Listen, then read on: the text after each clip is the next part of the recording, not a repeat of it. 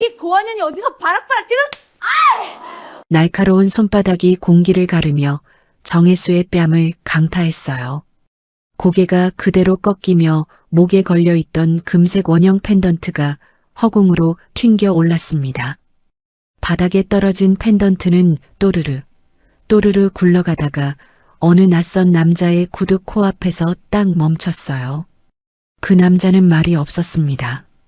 천천히 몸을 굽혔어요. 작은 원형 메달을 손바닥 위에 올려놓고 안쪽에 새겨진 이니셜을 손끝으로 더듬었죠. 그 순간 그의 눈이 세상 끝을 들여다보는 사람처럼 한없이 깊어졌습니다. 정적이 흘렀어요. 혜주야. 세상에서 가장 낮고 가장 무거운 목소리였습니다. 한편 혜수는 뺨에 손도 대지 못한 채 무릎을 꿇고 앉아 있었죠. 시어머니가 내던진 밀가루 반죽 덩어리가 어깨에 쿵 부딪히며 하얗게 터졌어요. 밀가루가 먼지처럼 흩어지며 혜수의 머리카락과 어깨를 뒤덮었습니다. 당장 나가. 이 집 며느리 자격 없어. 시어머니의 고함이 가게 안을 쩌렁쩌렁 울렸어요. 그런데 아무도 몰랐습니다. 구석 테이블에서 그 모든 것을 조용히 지켜보던 그 남자가 이 순간을 절대 그냥 넘어가지 않을 거라는 것을. 도대체 저 낯선 남자는 누구이고 가게 한복판에서 뺨을 맞은 며느리와 무슨 관계일까요? 무료인 구독과 좋아요 눌러주시면 대박 납니다. 사연 시작합니다. 대전 중구의 좁은 골목 안쪽 빛바랜 간판 하나가 이른 아침 햇살의 낡은 모습을 드러냈습니다. 강말순 손칼국수. 개업한 지 20년은 좋게 넘어 보이는 세월의 때가 켜켜이 쌓인 가게였어요. 그 가게 뒤편 창고에 불이 켜진 건 해가 채 뜨기도 전이었죠. 삐걱. 낡은 창고 문이 열리며 정혜수가 모습을 드러냈습니다. 26살. 또래보다 조금 더 얇고 조금 더 지쳐 보이는 얼굴이었어요. 어머니를 닮아 가녀린 달걀형 얼굴에 사슴처럼 선한 눈망울을 가졌지만 그 눈가엔 이 나이에 어울리지 않는 짙은 그늘이 져 있었습니다.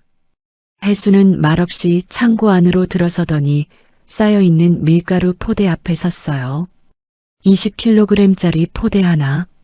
건장한 어른 남자도 두 손으로 번쩍 들기 버거운 무게였습니다. 그런데 혜수는 그것을 혼자 어깨에 걸쳤죠. 후. 낮고 짧은 숨이 새어나왔어요. 어깨가 아래로 꺾이는 듯 했지만 혜수는 이를 악물며 발을 내디뎠습니다. 한 포대, 두 포대, 세 포대.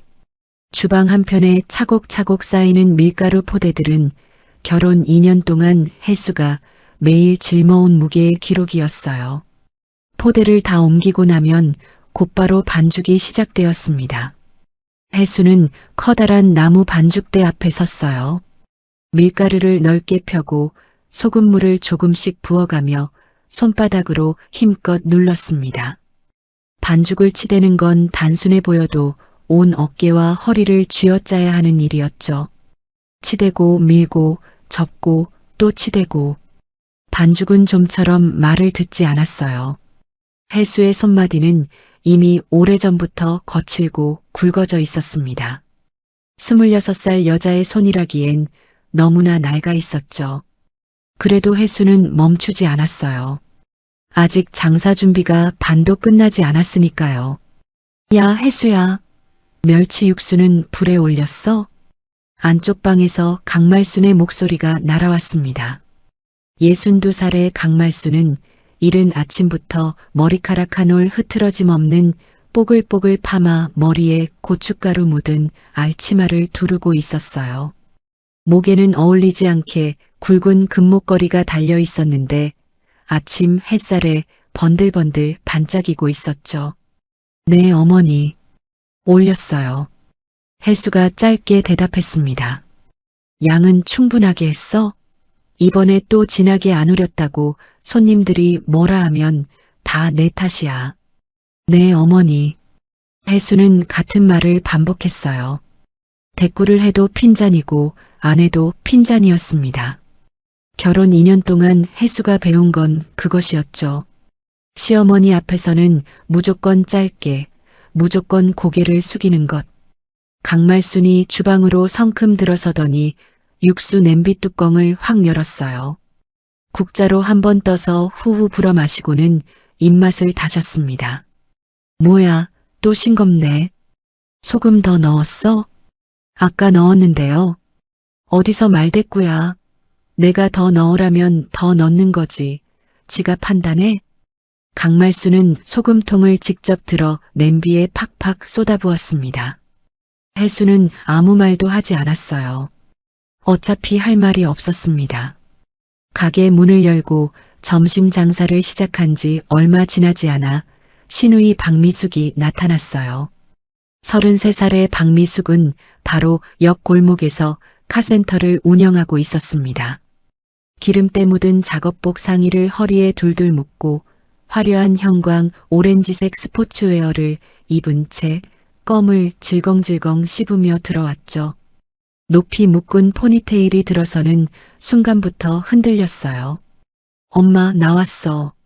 박미숙은 인사를 하고는 곧바로 카운터 옆 의자에 짝다리를 짚고 앉았습니다. 손 하나 까딱하지 않은 채 이리저리 주방을 훑어보는 눈빛이 날카로웠죠. 혜수는 테이블을 닦으며 고개를 살짝 숙였습니다. 어서 오세요, 형님. 왔어.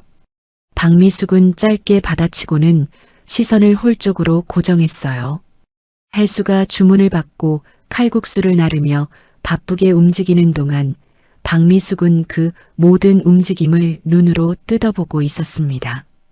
그러다 손님 한 명이 국물 한 술을 뜨고 살짝 인상을 찌푸리자 박미숙이 자리에서 벌떡 일어났어요. 옳게, 이리 와봐. 혜수가 멈칫하며 다가갔습니다. 박미숙은 빈 그릇을 집어들더니 남아있는 국물을 후루룩 마셨어요. 그리고는 천천히 고개를 가로저으며 혀를 찼습니다. 야, 이게 무슨 맛이야? 진짜 육수 맛이 왜 이래? 잘못됐나요? 잘못됐냐고? 이게 무슨 육수야? 양말 빤물이지. 아니, 양말 빤물도 이것보단 낫겠다. 박미숙이 그릇을 쾅 내려놓으며 말했어요. 목소리가 꽤 컸습니다. 손님 두어 명이 힐끗 쳐다보았죠. 혜수는 입술을 꼭 깨물었습니다. 죄송합니다. 라는 말이 목구멍까지 올라왔다가 간신히 멈췄어요. 강말순이 주방에서 고개를 빼꼼 내밀더니 한마디 얹었습니다. 그러게, 내가 뭐라 했어. 저것이 손이 느려 터진 데다 손맛이 없어. 본인도 모르는 거지. 모녀가 맞장구를 치며 낄낄거렸습니다. 혜수는 그 웃음소리를 들으며 행주를 꽉 쥐었어요. 손님이 빠져나간 오후 잠깐의 텀이 생겼습니다. 혜수는 가게 뒤편 창고 구석에 혼자 앉았어요. 무릎을 세우고 그 위에 이마를 기댄 채 눈을 감았습니다. 온몸이 욱신거렸어요. 어깨는 뻐근했고 손마디는 화끈거렸습니다. 그렇게 가만히 있다가 혜수는 품 안에서 무언가를 꺼냈어요. 금색 원형 펜던트. 작고 낡았지만 언제나 반짝이는 어머니의 유품이었습니다. 혜수는 그것을 손바닥 위에 올려놓고 가만히 들여다봤어요. 혜수의 어머니 정혜주는 혜수가 이 세상에 태어나자마자 세상을 떠났습니다. 얼굴도 목소리도 손의 온기도 기억하지 못하는 어머니. 그래도 혜수가 어머니를 느낄 수 있는 건 오직 이 금빛 작은 메달 하나뿐이었죠. 안쪽에 새겨진 2개의 이니셜을 손끝으로 더듬었어요. 어릴 때부터 수도 없이 해온 행동이었습니다.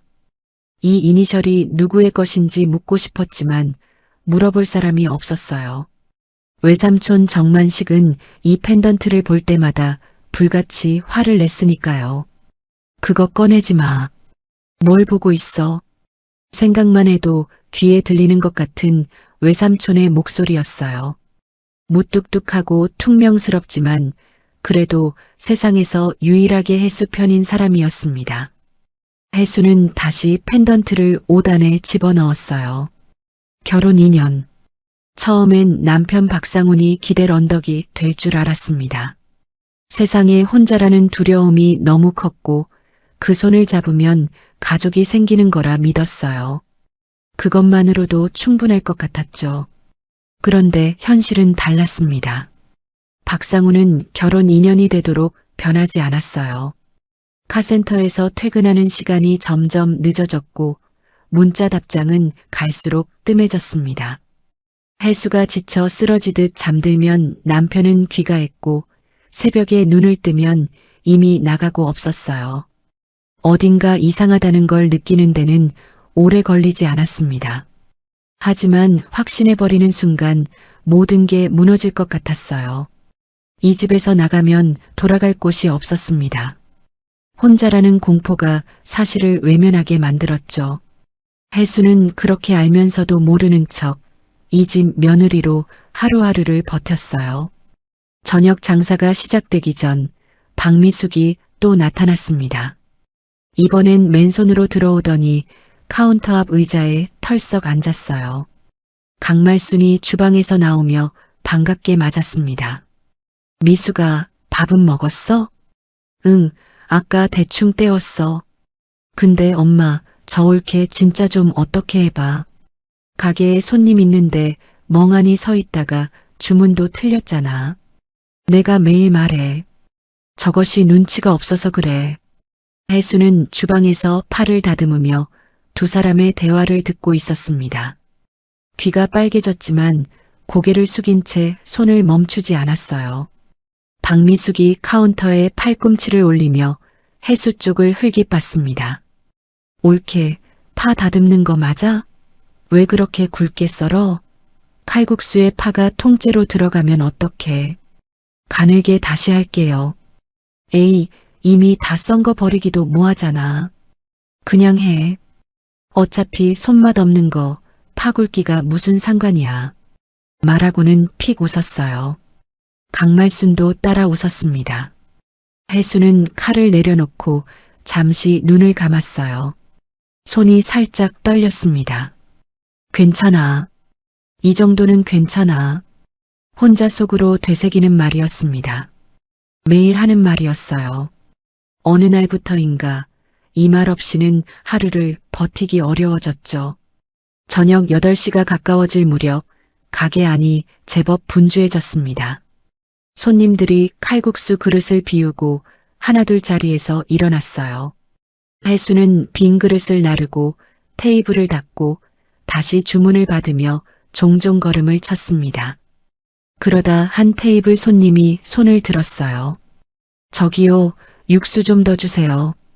혜수가 달려가 육수통을 들고 부으려는 순간 옆에서 박미숙의 목소리가 끼어들었습니다. 야, 올케. 그 테이블 먼저 치워야 하는 거 몰라? 순서 좀 지켜. 지금 손님이 육수 달라고 하셔서요. 그게 먼저야. 저기 치우는 게 먼저야? 죄송합니다. 육수 먼저 드리고. 말이 많네, 진짜. 엄마 봐봐. 쟤 또 말 많죠? 강말순이 주방에서 고개를 내밀더니 혀를 찼어요. 혜수야, 미숙이 언니 말 들어. 어딜 봐서 그게 먼저야? 손님이 앉아있는 자리였습니다. 혜수는 얼굴이 달아오르는 걸 느끼며 고개를 숙였어요. 죄송합니다. 육수통을 내려놓고 먼저 빈 테이블을 치우러 갔습니다. 시킨 대로 하면 또 뭔가 걸렸고 조금이라도 자기 판단으로 움직이면 말이 많다고 했어요. 어느 쪽이든 틀렸습니다. 혜수에게 맞는 답은 처음부터 없었어요. 마지막 손님이 나가고 설거지까지 끝난 뒤 혜수는 혼자 가게 바닥을 닦았습니다. 강말순과 박미숙은 안쪽 방에 앉아 드라마를 보고 있었어요. 낄낄거리는 웃음소리가 얇은 미닫이 문 사이로 새어나왔습니다. 박상우는 오늘도 연락이 없었어요. 혜수는 걸레를 짜며 눈을 한번 꾹 감았습니다. 이혼을 생각한 게 어제 오늘의 일이 아니었어요. 머릿속으로 수도 없이 그려봤습니다. 가방을 싸서 나가는 자신의 모습을. 그러다 항상 같은 자리에서 멈췄어요. 나가고 나면 어디로 가야 하는가? 외삼촌 집에 짐을 들고 들어가면 그 투박하고 큰 몸을 한 외삼촌은 아무 말도 하지 않겠지만 새벽 내내 잠을 못 잘 것이었습니다. 요즘 전화를 하면 목소리가 조금씩 가늘어지고 있는 외삼촌. 건강이 예전 같지 않다는 걸 혜수는 느끼고 있었죠. 그 사람에게 짐이 되고 싶지 않았습니다. 그리고 혼자라는 게 너무 두려웠어요.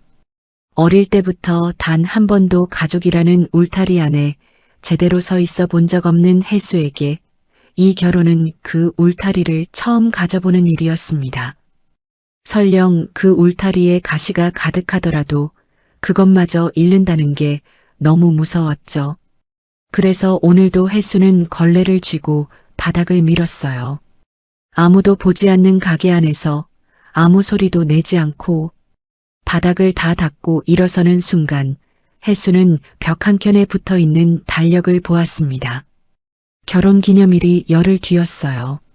지난해엔 남편이 케이크라도 사들고 왔었습니다. 그게 벌써 먼 옛날 같았어요. 올해는 아마 없을 거라는 걸 혜수는 이미 알고 있었습니다. 그래도 달력의 숫자를 보며 혹시나 하는 마음이 한켠에 고개를 드는 것을 어쩔 수 없었어요. 그게 사람이라는 거니까요. 혜수는 달력에서 눈을 떼고 가게 불을 껐습니다.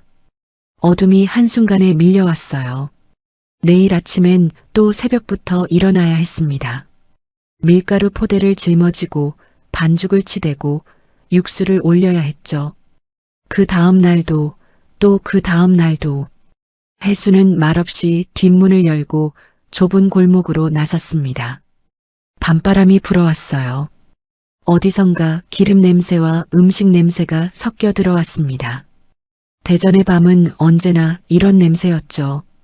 혜수는 한 발, 또 한 발 걸음을 옮겼습니다. 목에 걸린 금색 펜던트가 가슴팍에서 가만히 흔들렸어요. 어머니, 이 세상 어디에도 없는 어머니. 혜수는 고개를 들어 밤하늘을 올려다봤습니다. 별은 없었어요. 구름이 잔뜩 낀 하늘이 그저 짙고 무겁게 내려앉아 있었습니다. 이런 밤엔 이 세상이 전부 자신을 모른 척하는 것 같았어요. 혜수는 펜던트를 손으로 꼭 쥔 채 어두운 골목을 걷기 시작했습니다. 새벽 3시였습니다. 대전에서 서울 동대문까지 이어지는 고속도로 위에 낡은 1톤 트럭 한 대가 달리고 있었어요. 짐칸에는 비닐로 꼼꼼히 묶인 의류 박스들이 빼곡하게 실려 있었습니다. 운전석에는 정만식이 있었어요. 54살. 세월의 풍파가 그대로 새겨진 얼굴이었습니다. 거친 피부와 깊은 미간주름, 부리부리하고 무뚝뚝한 눈매. 머리카락은 짧게 박박 깎아 있었고 낡은 작업용 조끼 주머니에는 언제나 담배 한 갑이 들어 있었어요. 동대문 새벽시장에 물건을 대는 일을 한 지 15년이 넘었습니다. 전국 각지의 공장에서 의류를 떼다가 새벽시장 상인들에게 넘기는 일이었어요. 몸이 자본이고 잠이 사치인 일이었습니다. 그래도 만식은 이 일을 그만두지 않았어요. 이유는 단 하나였습니다. 조카 혜수를 먹이고 입히고 공부시키는데 이 일이 가장 빨리, 가장 많은 돈을 줬으니까요. 창문을 살짝 내리자 새벽 바람이 쏟아져 들어왔습니다. 만식은 담배 한 개비를 입에 물었다가 그냥 빼서 조수석에 던져 놓았어요. 끊은 지 4년이 넘었는데 아직도 손이 먼저 찾는 버릇이 있었습니다. 그럴 때마다 그냥 입에 물고만 있다가 뱉는 게 습관이 되어 있었죠. 라디오에서 흘러나오는 트로트 한 자락이 조용히 차 안을 채웠습니다. 만식은 멍하니 도로를 바라보다가 문득 어제 저녁 혜수에게서 온 전화를 떠올렸어요. 짧은 통화였습니다. 잘 지내냐, 밥은 먹냐, 삼촌은 어때? 라는 말들. 그리고 통화 말미에 잠깐 찾아뵐게요. 라는 한마디. 얼굴 보러 오겠다는 말이 반가웠지만 뭔가 마음에 걸렸어요. 혜수가 시집간 뒤로 찾아오는 횟수가 눈에 띄게 줄었습니다. 처음엔 새 살림 차리고 적응하는 시기니까 그럴 수 있다고 생각했어요. 시집살이가 바쁜 거야 당연한 거고 남편 있는 집에서 친정 쪽에 자주 들락거리면 그것도 눈치가 보일 테니까.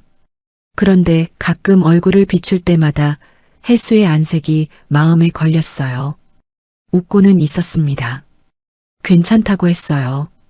그런데 그 웃음이 만식이 알던 혜수의 웃음이 아니었습니다. 눈이 웃지 않았어요. 입꼬리만 올라갔을 뿐 눈 안쪽에는 무언가 납처럼 무거운 것이 가라앉아 있었습니다. 만식은 그게 뭔지 정확히 짚어낼 말이 없었어요. 자신은 애초에 그런데 섬세한 사람이 아니었으니까요. 동대문 시장에 도착한 건 새벽 5시였습니다. 짐을 내리고 박스를 확인하고 상인들과 짤막한 이야기를 나누는 동안에도 만식의 머릿속에는 혜수가 있었어요.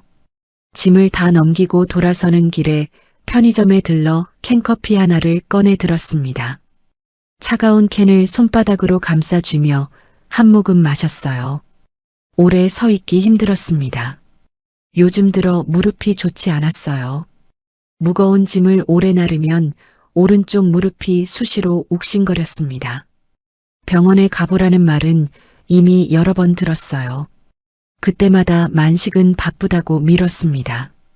자신 몸에 돈 쓰는 일이 영 습관이 안 됐어요. 혜수가 어릴 때부터 그랬습니다. 애 학원비 내고 교복 사주고 교과서 사주다 보면 자신 몫은 언제나 나중이었죠. 그래도 아깝다는 생각은 한 번도 한 적이 없었어요. 혜수는 자신의 조카이기도 했지만 어떤 의미에서는 그냥 딸이었습니다.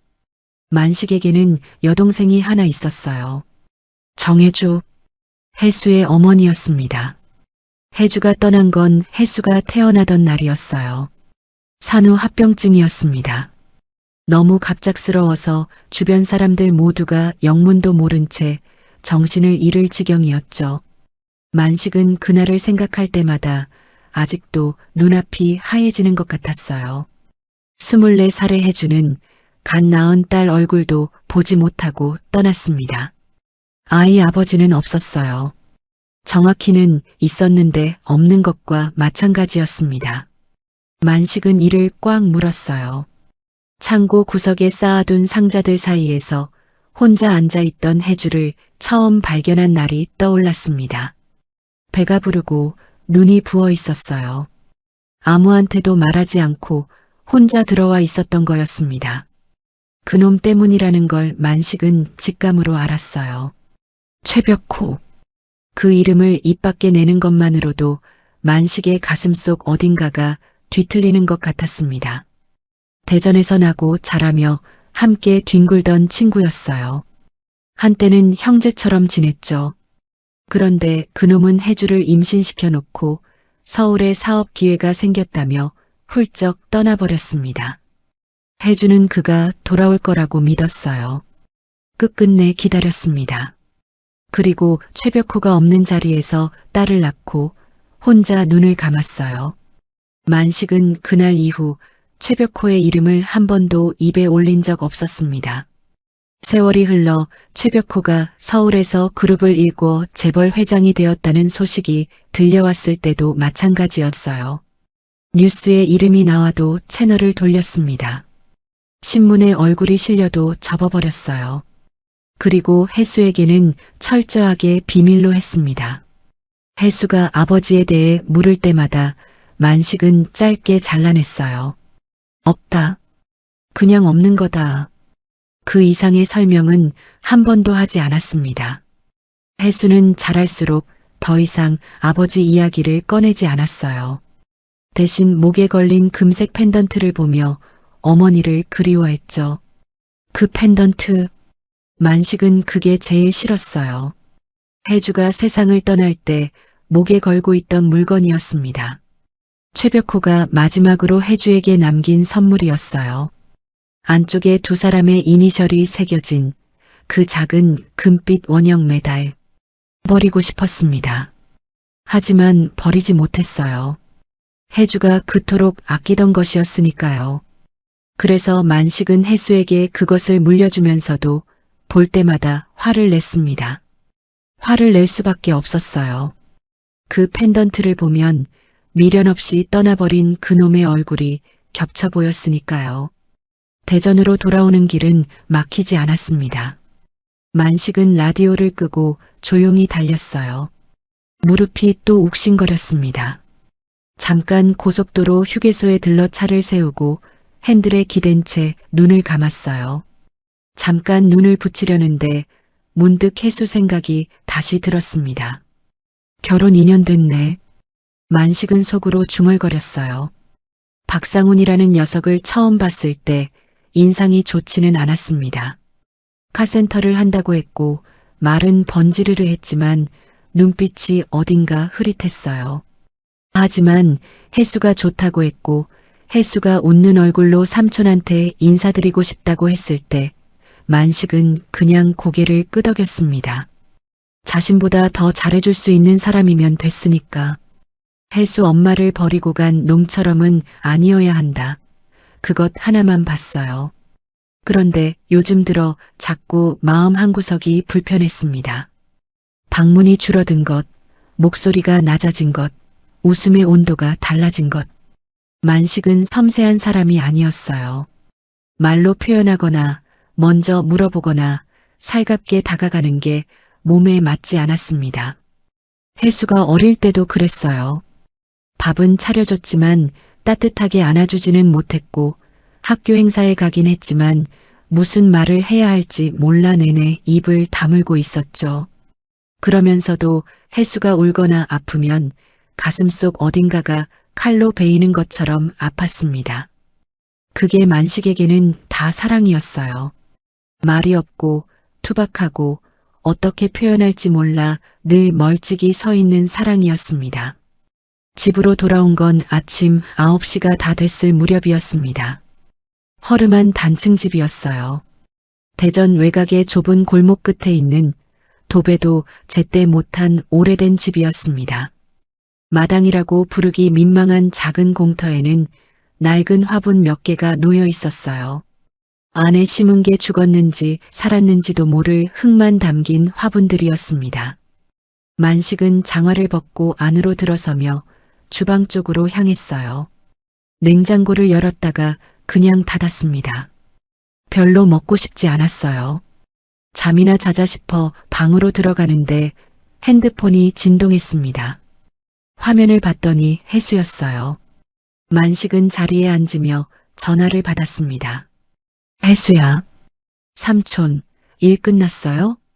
응. 방금 왔어. 무슨 일 있어? 잠깐의 침묵이 흘렀어요. 혜수가 무언가 말을 고르는 것 같았습니다. 아니요. 그냥요. 목소리 듣고 싶어서요. 그래. 만식은 짧게 대답했어요. 더 물어봐야 하나 하고 잠깐 생각했습니다. 그런데 말이 안 나왔어요. 어릴 때부터 그랬습니다. 하고 싶은 말이 있어도 입안에서 맴돌다 그냥 삼켜버리는 버릇이 있었어요. 삼촌, 밥은 먹었어요? 먹어야지. 잘 먹어야 해요. 몸 챙기고요. 알았어. 너도 밥 잘 먹어. 네. 또 짧은 침묵이었습니다. 혜수가 먼저 끊기 전에 만식이 한마디 덧붙였어요. 가게는 어때? 그냥 그래요. 그 말이 마음에 걸렸습니다. 그냥 그렇다는 말이 이상하게도 마음에 걸렸어요. 전화가 끊기고 만식은 한참 핸드폰을 내려다봤습니다. 방 안이 고요했어요. 바깥에서 새소리 하나 들려왔다가 사라졌습니다. 그냥 그렇다는 게 어떤 그렇다는 건지 만식은 정확히 알 수 없었어요. 그런데 알 것도 같았습니다. 오후가 되며 만식은 잠깐 눈을 붙였다가 일어났어요. 부스스한 얼굴로 마당 공터에 나와 빗자루를 들고 쓸기 시작했습니다. 마당 쓰는 게 습관이었어요. 따로 더러운 것도 없는데 이른 아침이나 오후에 손이 비면 자연스럽게 빗자루를 쥐었습니다. 마당을 쓸다 잠깐 멈춰 섰어요. 담장 옆에 핀 작은 들꽃 하나가 눈에 들어왔습니다. 심은 것도 아닌데 언제부터인가 해마다 피어나는 작은 노란 꽃이었어요. 혜수가 어릴 때 이 꽃을 보고 이쁘다고 했던 게 생각났습니다. 10살도 안 됐을 때였어요. 조그만 손가락으로 꽃잎을 건드리다가 꺾어버릴까봐 만식이 손을 탁 쳤었죠. 야, 꺾으면 죽어. 혜수가 멈칫하더니 꽃을 그냥 들여다만 봤습니다. 그러고는 혼자 조용히 앉아서 한참을 바라봤어요. 작고 여린 눈망울이 꽃잎 하나하나를 훑는 걸 보며 만식은 왜인지 가슴이 아팠습니다. 이 아이에게 어머니가 있었다면 어땠을까? 그 생각이 들어서였어요. 저녁 무렵 만식은 다시 집 목록을 확인하며 내일 배달 동선을 맞추고 있었습니다. 무릎 통증이 또 올라왔어요. 손으로 꾹 누르며 이를 잠깐 물었다가 폈습니다. 병원 가야 하는데. 언제나처럼 나중으로 미뤄두며 만식은 서류를 덮었어요. 방 한켠 낡은 서랍장 위에는 사진 한 장이 놓여 있었습니다. 혜주의 사진이었어요. 22살, 아직 밝았던 시절에 찍은 거였습니다. 짧은 단발머리에 해맑은 웃음을 짓고 있는, 그때는 정말 보기 드물게 예쁜 애였어요. 만식은 사진을 보지 않으려고 일부러 서랍장 쪽에서 등을 돌렸습니다. 볼 때마다 화가 나는 건지 슬픈 건지 모를 감정이 올라왔거든요. 내 동생이 뭘 잘못했다고. 그 말을 삼킨 게 몇 번인지 셀 수도 없었어요. 혜주는 아무 잘못도 없었습니다. 잘못이 있다면 그 사람을 너무 믿었던 것뿐이었어요. 그리고 그게 결국 모든 것이 됐습니다. 만식은 한 가지를 지키며 살아왔어요. 혜수에게만큼은 그 이름을 절대 알려주지 않겠다. 혜수가 그 사람을 알게 되면 찾아가게 되고 상처받게 된다고 생각했습니다. 재벌 회장이 된 그가 자신의 자식이라는 걸 알면서도 외면할지 아니면 또 다른 방식으로 혜수의 삶을 흔들지 어느 쪽도 믿을 수 없었어요. 차라리 모르는 게 낫다고 만식은 생각했습니다. 그러나 그 생각이 맞는 건지 요즘 들어 조금씩 흔들렸어요. 혜수가 시집간 후 2번째 명절이었습니다. 그 명절에도 혜수는 시댁에 있어야 한다고 했어요. 와야 하는데 못 오겠다고 전화로 짧게 말했습니다. 만식은 알았다고 했어요. 그리고 혼자 명절 음식을 차렸습니다. 혼자 상을 펴고 혼자 앉았어요. 술 한 잔을 따라서 혜주 사진 앞에 올려두고 잠깐 들여다봤습니다. 내 딸 잘 있어. 그게 다였어요. 만식은 그 이상의 말을 모았습니다. 잔을 들고 마시며 눈을 감았어요. 명절날 혼자 있는 게 익숙했습니다. 섭섭한 건 아니었어요. 그냥 조용했어요. 그런데 그날따라 조용함이 조금 달랐습니다. 예전에는 그냥 조용했는데 그날은 조용한 게 크게 느껴졌어요. 집안이 너무 컸습니다. 작은 집인데 너무 넓었어요. 만식은 잔을 내려놓고 사진에서 눈을 뗐습니다. 혜수가 잘 살고 있으면 됐어. 그걸로 돼. 자신을 그렇게 다독였습니다. 하지만 마음 한켠에 작고 낮게 이상하다는 생각이 자리를 잡고 있었어요. 이상하게 마음이 놓이지 않았습니다. 혜수가 보내오는 연락 하나하나가 조금씩, 아주 조금씩 달라지고 있었어요. 전화가 짧아졌고 목소리가 낮아졌고 웃음이 어색해졌습니다. 만식은 투박한 사람이었어요. 그래도 그 정도는 알 수 있었습니다. 자식처럼 키운 아이니까요. 밤이 깊어졌습니다. 만식은 마당 공터 낡은 의자에 앉아 차가운 밤바람을 맞고 있었어요. 손에는 캔맥주 하나가 들려 있었습니다. 한 모금 마시고 하늘을 올려다봤어요. 별이 조금 보였습니다. 구름 사이로 겨우 몇 개만 빛을 내고 있었어요. 만식은 그 별들을 한참 바라보다가 눈을 내렸습니다. 내일 새벽에 또 나가야 했어요. 허리가 안 좋으면 무릎이 욱신거리고 무릎이 버텨주면 어깨가 말썽이었습니다. 그래도 나가야 했어요. 멈출 이유가 없었으니까요. 혜수가 잘 살고 있어야 만식도 잘 사는 거였습니다. 그게 이 사람의 삶의 방식이었어요. 다른 방법을 아직 배우지 못했습니다. 만식은 캔맥주를 다 비우고 자리에서 천천히 일어섰어요. 무릎에서 뚝 하는 소리가 났습니다. 에이, 참. 혼자 중얼거리며 들어갔어요. 불을 끄기 전에 서랍장 위에 혜주 사진을 한번 봤습니다. 그냥 봤어요. 아무 말 없이.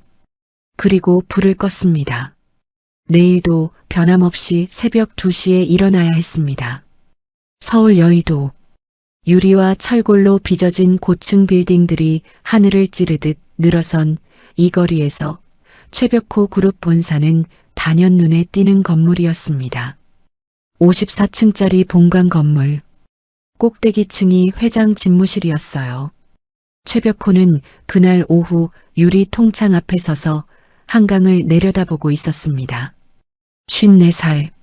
날카로운 턱선과 높은 콧날을 가진 미남이라는 말이 자연스럽게 따라붙는 얼굴이었어요.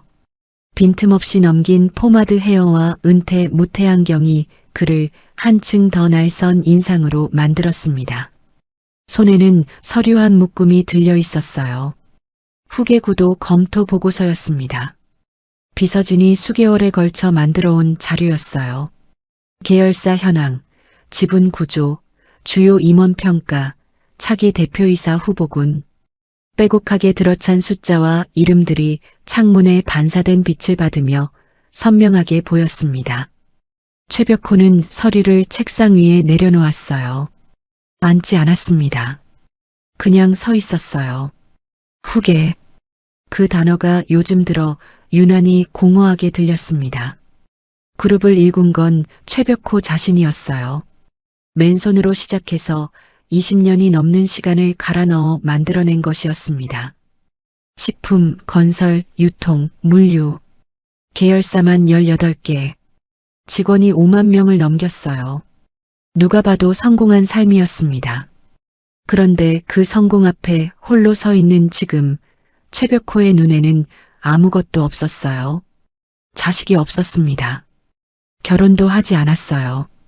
그룹이 안정 궤도에 오른 뒤부터 주변에서 혼담을 넣기 시작했지만 단 한 번도 고개를 끄덕인 적 없었습니다. 이유를 아는 사람은 아무도 없었어요. 아니, 최벽호 자신만 알았습니다. 대전. 그 이름을 떠올리는 건 의지로 막을 수 있는 일이 아니었어요. 계절이 바뀔 때마다, 아니, 그보다 더 불규칙하게 그 이름은 그냥 들어왔습니다. 아무 준비 없이 문이 열리듯 쑥 들어오는 것이었어요. 정혜주. 22살의 혜주. 짧은 단발머리에 보기 드물게 밝은 눈을 가졌던 그 여자. 최벽호는 서울로 떠나면서 돌아오겠다고 했습니다. 자리를 잡으면 데리러 오겠다고 했어요. 그 말이 진심이었는지 거짓이었는지 세월이 지나도 스스로 대답하기 어려운 질문이었습니다. 결국 돌아가지 못했어요. 사업이 돌아가기 시작하면서 그것이 당기는 힘이 너무 컸습니다. 한 달이 3달이 되고 3달이 1년이 됐어요. 연락이 뜸해졌고 혜주의 편지가 오다가 끊겼습니다. 마음 한구석이 뭔가 잘못됐다는 걸 알면서도 최벽호는 멈추지 않았어요. 그리고 얼마 후 만식에게서 연락이 왔습니다. 혜주가 죽었다는 말이었어요. 최벽호는 그날 이후로 혼자 살기로 했습니다. 자신이 그 여자에게 진 빚은 어떤 여자와 새 삶을 시작하는 것으로 갚을 수 있는 게 아니었어요. 그러니 혼자 사는 것이 맞다고 생각했습니다. 일을 하고 그룹을 키우고 그것만 하면서 살기로 했어요. 30년 가까이 그렇게 했습니다. 그런데 이상한 건 다 이루고 나서 돌아보니 아무것도 없다는 거였어요. 그룹이 거대해질수록, 집무실은 높아질수록 돌아올 사람이 없는 빈 공간이 더 커지는 것 같았습니다. 최벽호는 창가에서 돌아서며 재킷을 집었어요. 비서에게 말했습니다. 오늘 일정 조정해. 회장님, 오후 4시에 임원회의가 연기해. 더 이상의 설명은 없었어요. 최벽호는 집무실을 나섰습니다. 고속도로를 타고 달리는 동안 최벽호는 라디오도 켜지 않았어요. 조수석에 재킷을 던져놓은 채 핸들만 잡고 달렸습니다. 서울을 빠져나와 경부 고속도로에 올라서자 한결 숨이 트이는 느낌이었어요. 이 길을 달리는 게 얼마만인지 생각해봤지만 기억이 나지 않았어요. 대전 나들목을 빠져나와 도심으로 들어서자 낯선 것과 익숙한 것이 뒤섞인 풍경이 펼쳐졌습니다. 달라진 것들도 많았지만 어떤 것들은 세월이 비껴간 것처럼 그대로였어요. 낡은 골목, 기울어진 전봇대, 빛바랜 간판들. 최벽호는 차를 천천히 몰았어요. 특별히 목적지가 있는 게 아니었습니다. 그냥 달렸어요. 예전에 혜주와 걷던 길이 어딘가에 남아있을 것 같아서 그걸 찾는 건지 피하는 건지도 모르면서 그냥 달렸습니다. 그러다 좁은 골목 안쪽에서 사람들이 드나드는 가게 하나가 눈에 들어왔어요. 강말순 손칼국수, 소박한 간판이었습니다. 점심 장사가 한창인 듯 가게 안이 제법 붐볐어요. 최벽호는 그냥 지나치려다가 가게 창문 너머에서 움직이는 사람 하나의 시선이 멈췄습니다. 젊은 여자였어요. 앞치마를 두르고 머리를 질끈 묶고 양손에 그릇을 나르며 홀 안을 오가고 있었습니다. 밀가루가 여기저기 묻어 있었지만 그 움직임이 어딘가 눈을 잡아 끄는 것이었어요. 얼굴이 보였습니다. 최벽호는 차를 세웠어요. 가녀린 달걀형 얼굴, 사슴처럼 선한 눈망울. 최벽호는 숨을 한 번 크게 들이켰습니다. 혜주였어요. 아니, 혜주가 아니었습니다. 그런데 혜주였어요. 이 말도 안 되는 두 가지가 동시에 성립하는 것 같은 이상한 감각이 가슴을 치고 들어왔습니다. 그는 천천히 차에서 내렸어요. 골목 입구에 차를 세워두고 가게 쪽으로 걸음을 옮겼습니다. 발이 알아서 움직이는 것 같았어요. 가게 문을 열고 들어서자 국물 냄새와 밀가루 냄새가 섞여서 코를 건드렸습니다. 낡은 테이블이 10개 남짓, 손님들이 반 이상 채우고 있었어요. 최벽호는 구석 테이블에 자리를 잡았습니다. 젊은 여자가 다가왔어요. 어서 오세요. 주문하시겠어요? 목소리가 낮고 조용했습니다. 피곤해 보였어요. 눈가에 그늘이 져 있었고 눈동자 깊은 곳에 뭔가 무거운 게 가라앉아 있는 것 같았습니다. 최벽호는 메뉴판을 보지 않고 말했어요. 칼국수 하나, 두부 두루치기 하나요. 네, 잠시만요. 여자가 돌아서려는 순간 최벽호의 시선이 그 목에 걸린 것으로 향했습니다. 금색 원형 펜던트, 작고 낡은 메달이었어요. 그런데 그 형태가, 그 크기가, 그것이 달린 가느다란 금빛 체인의 생김새가 최벽호는 손가락 끝이 차가워지는 것을 느꼈습니다. 여자가 주방으로 들어가고 최벽호는 그 자리에 앉아 가게 안을 살폈어요. 주방에서는 60언저리로 보이는 여자가 부지런히 움직이고 있었습니다. 뽀글뽀글 파마 머리에 앞치마를 두른 이 가게 주인으로 보이는 사람이었어요. 이내 젊은 여자가 다시 나와 다른 테이블에 칼국수를 날랐습니다. 그릇이 무거운지 두 손으로 조심스럽게 들었어요. 내려놓을 때 살짝 표정이 구겨졌다가 금방 돌아왔습니다. 최벽호는 그 표정이 지나가는 걸 놓치지 않았어요. 어깨가 굽어 있었습니다. 오랫동안 무거운 것을 짊어온 사람의 어깨였어요. 20 중반이라기엔 너무 낡은 어깨였습니다. 그때 주방에서 목소리가 날아왔어요. 야, 혜수야. 3번 테이블이 뭐가 잘못됐다잖아. 빨리 가봐. 혜수. 그 이름이 공기 속을 가르며 최벽호의 귀에 박혔습니다. 혜수. 정혜주. 혜주. 혜수. 두 이름이 심장 안에서 부딪혔어요. 한참 뒤 문이 열리며 세 사람이 들어왔습니다. 진한 눈화장에 포니테일을 높이 묶은 30 초반의 여자였어요. 기름때 묻은 작업복 상의를 허리에 대충 묶고 껌을 씹으며 들어오더니 카운터 옆에 짝다리를 짚고 섰습니다. 엄마, 나야. 주방에서 주인 여자가 환하게 고개를 내밀었어요. 미수가. 왔어? 배고프지? 딸이었습니다. 최벽호는 시선을 내리깐 채 두 사람의 관계를 파악했어요. 박미숙이라 불린 여자는 카운터에 팔꿈치를 올리더니 홀을 천천히 후쳤습니다. 혜수가 테이블을 닫고 있었어요. 박미숙의 눈이 혜수에게서 멈췄습니다. 옳게 저 창가 테이블 치운 거야? 아직요. 지금 할게요. 지금 한다고? 손님 앉을 자리가 없잖아. 눈이 왜 그러냐고 진짜. 혜수는 말없이 창가 테이블로 걸음을 옮겼습니다. 박미숙은 그 뒷모습을 보며 혀를 찼어요. 강말순이 주방에서 고개를 내밀며 맞장구를 쳤습니다. 저것이 눈치가 없어서 내가 매번 뭐라 해도 소용이 없어. 그러게. 엄마, 오늘 육수 맛은 좀 어때? 오늘도 영 아니야. 아침에 내가 다시 간 맞췄어. 두 사람의 목소리가 가게 안에서 아무렇지 않게 돌아다녔습니다. 혜수는 듣고 있는지 없는지 모를 표정으로 그릇을 치웠어요. 최벽호는 수저를 내려다봤습니다.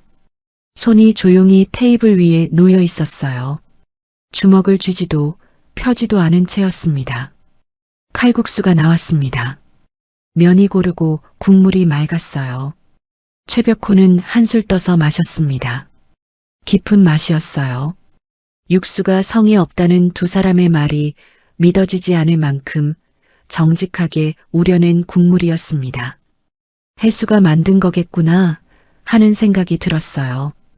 그 생각이 드는 자신이 낯설었습니다. 이 여자에 대해 아무것도 모르는데 왜 이런 생각이 드는 건지. 최벽호는 젓가락을 들며 가게 안을 다시 훑었어요.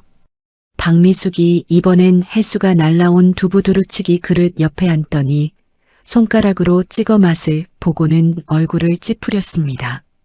이게 뭐야? 너무 짜지 않아? 레시피대로 했는데요. 레시피대로 했으면 이 맛이 나오냐? 레시피가 맛이 없는 거야. 아니면 네 손맛이 없는 거야. 죄송합니다. 죄송하면 다야? 손님이 드셔야 할 거 아니야. 강말순이 주방에서 끼어들었어요. 미수가 그냥 놔둬. 저것이 원래 그래. 내가 몇 번을 다시 하라고 해도 손이 굼뜨고 감이 없어서. 혜수가 고개를 숙였습니다.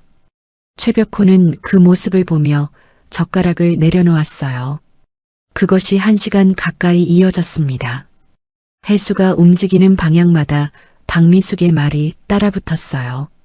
손이 느리다. 순서가 틀렸다. 표정이 왜 그러냐. 말투가 마음에 안 든다. 강말순은 가끔 주방에서 고개를 내밀어 딸의 말을 거들었습니다. 혜수는 그때마다 짧게 죄송합니다. 알겠습니다. 를 반복했어요. 최벽호는 음식을 다 먹고도 자리를 뜨지 않았습니다. 빈 그릇 앞에 앉아서 가게 안을 조용히 보고 있었어요. 그러다 혜수가 주방에서 육수통을 들고 나오다가 잠깐 멈춰 서는 것을 봤습니다. 아무도 보지 않는다고 생각한 모양이었어요. 혜수는 눈을 한번 꾹 감았다가 떴어요. 그리고 다시 걸음을 내디뎠습니다.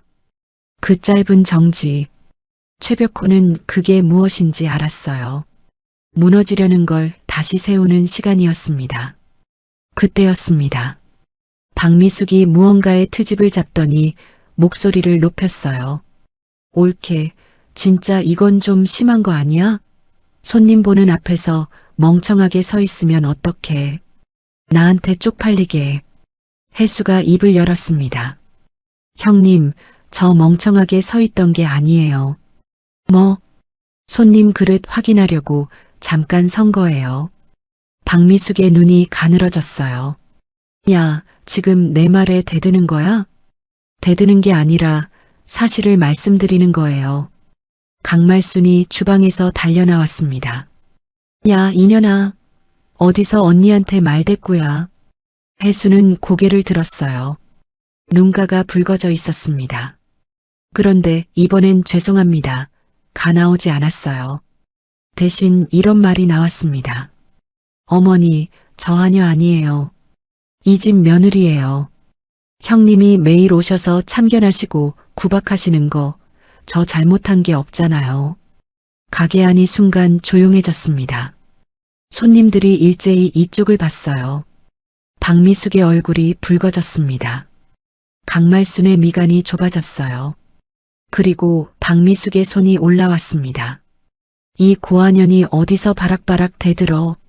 날카로운 손바닥이 공기를 가르며 혜수의 뺨을 강타했어요. 퍽! 묵직하고 선명한 소리였습니다. 혜수의 고개가 그대로 꺾이며 목에 걸려있던 금색 원형 펜던트가 충격으로 튕겨 올랐어요. 가느다란 체인이 팽팽하게 당겨졌다가 끊어지며 펜던트가 허공으로 날아올랐습니다. 또르르 또르르. 바닥을 굴러간 펜던트는 어느 구두 코앞에서 딱 멈췄어요. 최벽호였습니다. 최벽호는 천천히 몸을 굽혔습니다. 작은 금색 원형 메달을 손바닥 위에 올려놓았어요. 식지 손끝으로 메달 뒷면을 더듬었습니다. 이니셜이 새겨져 있었어요. C, B, H, 그리고 J, H, J. 최벽호의 손가락이 멈췄습니다. 심장이 한번 크게 뛰었어요. 그리고 조용해졌습니다. 너무 조용해서 오히려 무서울 정도였어요. C, B, H, 최벽호, J, H, J. 정혜주. 자신이 대전을 떠나기 전 혜주에게 마지막으로 건넨 물건이었습니다. 두 사람의 이니셜을 새겨 넣은 세상에 단 하나뿐인 물건이었어요. 그 물건이 지금 이 가게 며느리의 목에 걸려 있었습니다. 최벽호는 천천히 고개를 들었어요. 혜수는 뺨에 손도 대지 못한 채 그 자리에 서 있었습니다. 시어머니 강말순이 소리를 질렀어요. 네가 감히 시누이한테 큰 소리를 내. 이 집에서 당장 나가. 며느리 자격이 없어. 강말순은 옆에 있던 반죽 덩어리를 집어들었습니다. 그리고 혜수의 어깨를 향해 내던졌어요. 쿵! 밀가루 반죽이 혜수의 어깨를 치며 터졌습니다. 밀가루가 먼지처럼 흩어지며 혜수의 머리카락과 어깨를 하얗게 뒤덮었어요. 혜수는 비틀거리다 간신히 몸을 세웠습니다. 그리고 서서히 무릎을 꿇기 시작했어요. 잘못했어요. 용서해 주세요, 어머니. 제가 잘못했어요. 목소리가 떨렸습니다. 그래도 혜수는 고개를 숙인 채 같은 말을 반복했어요. 밀가루가 뒤덮인 어깨를 잔뜩 움츠린 채 이 집에서 쫓겨나지 않으려고 그 한 가지를 붙들고 있는 것 같았습니다. 최벽호는 그 모습을 바라봤어요. 손바닥 위에 금색 펜던트를 꼭 쥔 채 아무 말도 하지 않았습니다. 가게 안이 무거운 공기로 가득 찼어요. 최벽호는 천천히 자리에서 일어섰습니다. 재킷을 가지런히 여미고 테이블 위에 놓인 물컵을 한 손으로 밀어 옆으로 치웠어요. 그리고 걸음을 옮겼습니다. 서두르지 않았어요. 굽힌 무릎이 없었고 숙인 고개도 없었습니다. 이 좁은 칼국수 가게 안에서 그가 움직이기 시작하는 순간 공기가 달라졌어요. 강말순은 혜수에게 소리를 지르다가 그 인기척을 느끼고 고개를 돌렸습니다. 최벽호가 두 사람 사이에 와서 섰어요. 잠깐만요. 낮고 조용한 목소리였습니다. 그런데 가게 안 전체가 들리는 것처럼 선명했어요. 강말순이 눈을 가늘게 떴습니다. 누구세요? 손님이면 음식이나 드세요. 집안일에 끼어들지 마시고. 집안일이요. 최벽호가 짧게 받았어요. 그리고 가게 안 손님들을 한번 둘러봤습니다. 지금 여기 손님이 몇 테이블 앉아 있죠. 보는 앞에서 이렇게 하시는 게 집안일이라고 생각하세요? 강말순의 얼굴이 굳었습니다. 당신이 뭔데요? 밥 먹으러 온 손님이요. 그리고 지금 식사를 마저 하기가 좀 어려운 상황이 됐네요. 드시던 분들도 다들 그러실 것 같은데. 최벽호는 다시 한번 홀 안을 천천히 훑었어요. 손님 두어 명이 시선을 내리깔고 있었습니다. 민망해서 눈을 못 맞추는 게 역력했어요. 박미숙이 끼어들었습니다. 아저씨, 우리 집안 사정 모르면 그냥 계세요. 나쁜 의도 없어요. 나쁜 의도가 없으시다고요. 최벽호가 박미숙 쪽으로 시선을 옮겼어요. 안경 너머의 눈빛이 무표정하게 가라앉아 있었습니다. 손님 앞에서 며느리 뺨을 때리는 것도 나쁜 의도가 없는 건가요? 박미숙의 입이 다물렸습니다.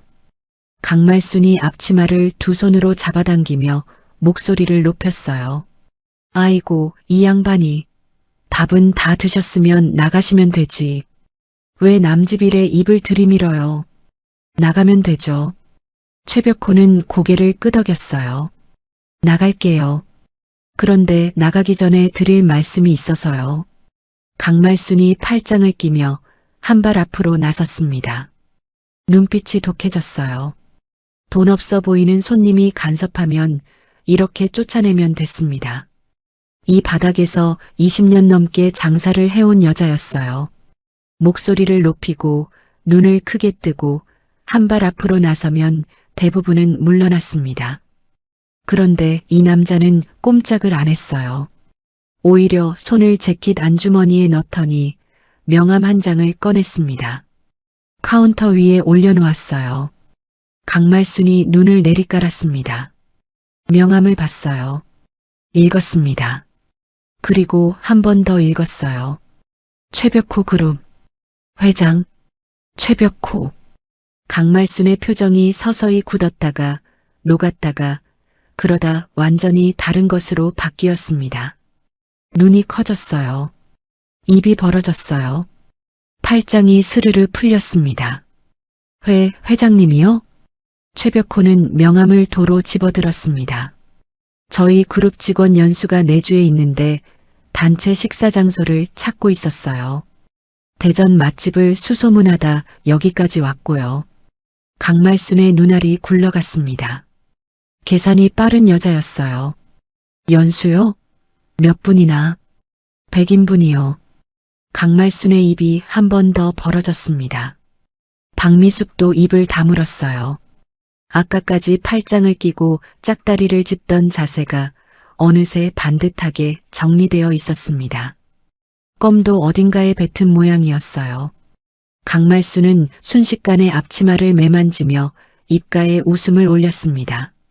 아이고, 회장님, 이런 누추한 데까지 직접 오셨어요? 우리 가게가 정말 영광이네요. 손이 왜 이러셨어? 말씀만 주시면 됐는데. 최벽호는 표정 하나 바꾸지 않았어요. 맛은 마음에 들었어요. 그런데 방금 있었던 일들은 글쎄요. 강말순의 웃음이 살짝 흔들렸습니다. 그게 집안 식구끼리 좀 티격태격했는데 오해하신 거예요. 실은 우리 며느리가 얼마나 소중한지. 100인분 예약을 하려고 했는데 가게 주인이 손님 있는 데서 식솔들한테 그러시면 좀 그렇죠. 인상이 음식만큼 중요한 법이니까요. 강말순이 입을 다물었습니다. 최벽호가 말을 이었어요. 물론 음식 자체는 괜찮았어요. 칼국수 국물이 진하고 정직하더군요. 그 말이 해수 쪽을 향한 것인지 아니면 그냥 음식 얘기인지 알 수 없었지만 강말수는 재빨리 낚아챘어요. 맞아요, 맞아요. 저희 국물은 아무도 못 따라해요. 멸치를 최상품으로 쓰거든요. 다시마도 직접 골라오고요. 100인분이면 저희가 메뉴도 조정해 드릴 수 있어요.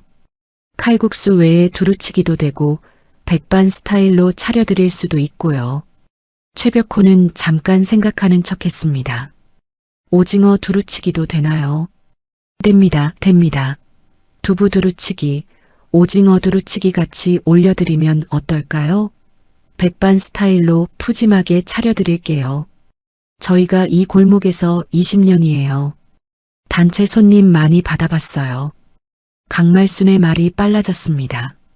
아까까지 해수에게 퍼붓던 그 목소리와 같은 사람이라는 게 믿어지지 않을 만큼이었어요. 박미숙은 구석에서 입을 꾹 다문 채 어머니의 말을 듣고 있었습니다. 성결제를 하고 가죠. 최벽호가 말했어요. 예약 잡으면 되는데 굳이 성결제까지. 예약이 취소되면 가게에 손해가 생기잖아요. 미리 드리는 게 맞죠. 강말수는 사양하는 척 두 손을 내저었지만 눈빛은 벌써 받을 준비가 되어 있었습니다. 최벽호는 지갑에서 현금을 꺼냈어요. 200만 원이었습니다. 빳빳한 지폐 묶음을 카운터 위에 올려놓았어요. 강말순의 눈이 지폐 묶음에서 떠나질 못했습니다. 일주일 뒤로 잡죠. 날짜 정해서 연락드릴게요. 네. 회장님 연락처만 주시면 저희가 바로. 연락처는 명함에 있으니까요. 최벽호는 짧게 잘랐어요. 그리고 몸을 돌렸습니다. 해수는 홀 한쪽에 그대로 서 있었어요. 뺨이 아직 붉었습니다. 어깨에 밀가루가 묻은 채였어요. 무릎을 꿇었다 일어서서 그런지 치맛자락이 구겨져 있었습니다. 최벽호는 해수 앞에서 걸음을 멈췄어요. 그리고 손을 펼쳤습니다. 금색 원형 펜던트가 손바닥 위에 놓여 있었어요. 소중한 것 같은데 잘 간직하세요. 해수가 눈을 들었습니다. 처음으로 이 남자를 제대로 바라보는 눈이었어요. 붉게 달아오른 눈과 그 안에 알 수 없는 의문이 서려 있었습니다. 해수는 천천히 손을 내밀어 펜던트를 받았어요. 감사합니다. 최벽호는 아무 말도 하지 않았습니다. 한 박자 동안 해수의 얼굴을 바라봤어요. 그 눈망울이 사슴처럼 선하고 깊은 그 눈이 최벽호의 가슴 안 어딘가에 박혀들었습니다. 그리고 돌아섰어요. 가게 문을 열고 나갔습니다. 문이 닫히자마자 강말순의 목소리가 터졌어요. 해수야, 너 오늘 예약 때문에 안 쫓겨나는 줄 알아. 100인분이 얼마야, 100인분이. 재고 파악해야 해. 시장도 봐야 하고. 빨리 움직여. 해수는 말없이 고개를 끄덕였습니다. 강말수는 이미 주방으로 들어가 수첩을 꺼내들며 뭔가를 적기 시작했어요. 박미숙은 카운터 옆에 서서 핸드폰을 들여다보고 있었습니다. 아무 일도 없었다는 듯이 완전히 다른 사람 같았어요. 해수는 손바닥 위에 펜던트를 내려다봤습니다. 끊어진 체인은 고쳐야 했어요. 지금 당장은 손에 쥔 채로 있어야 했습니다. 해수는 펜던트를 앞치마 주머니에 조심스럽게 넣었어요. 안쪽 깊숙이 뺨이 아직 뜨거웠습니다. 손으로 건드려 보고 싶었지만 참았어요. 어머니가 보면 또 뭐라 할지 몰랐으니까요. 주방에서 딸그락 소리가 났습니다. 강말순이 장을 보러 나갈 준비를 하고 있는 것 같았어요. 해수는 테이블을 닦기 시작했습니다. 가게 문이 다시 열렸습니다. 박미숙이었어요. 잠깐 자리를 비웠다 들어온 것 같았어요. 핸드폰을 주머니에 넣으며 해수 쪽으로 걸어왔습니다. 강말수는 아직 주방에 있었어요. 박미숙이 해수 옆에 바짝 붙어 섰습니다. 그리고 아주 낮게 다른 사람한테는 들리지 않을 목소리로 말했어요. 옳게. 해수가 고개를 들었습니다. 박미숙의 눈이 좁게 가늘어져 있었어요. 웃는 것 같기도 하고 협박하는 것 같기도 한 얼굴이었습니다. 오늘 일은 회장님 덕에 잘 넘어갔다 치자. 근데 한 번만 더 그렇게 나한테 기어오르면. 말을 잠깐 끊었어요. 네 인생 내가 개박살 내줄 거야. 그냥 하는 말 아니야. 혜수는 아무 말도 하지 않았습니다. 그리고 앞으로 더 자주 올 거야, 여기. 그러니까 정신 차리고 있어. 박미숙은 그렇게 말하고는 뒤돌아 나갔어요.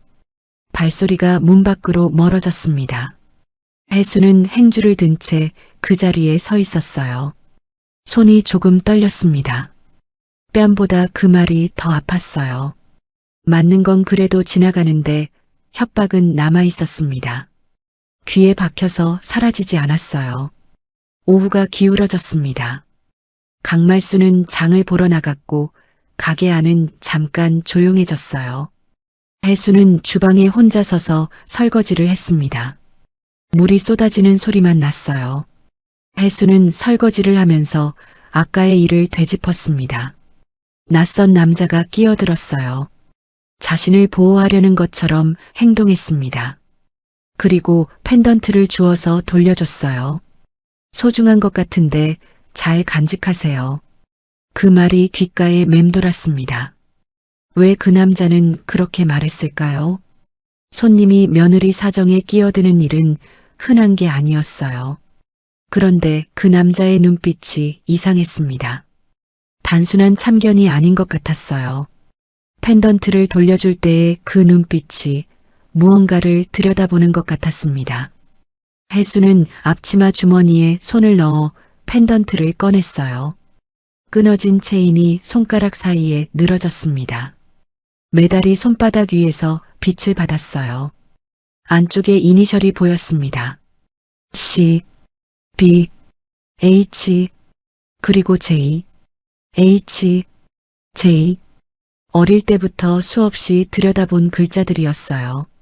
삼촌은 이게 뭐냐고 물을 때마다 화를 냈고 그 이후로는 묻지 않았습니다.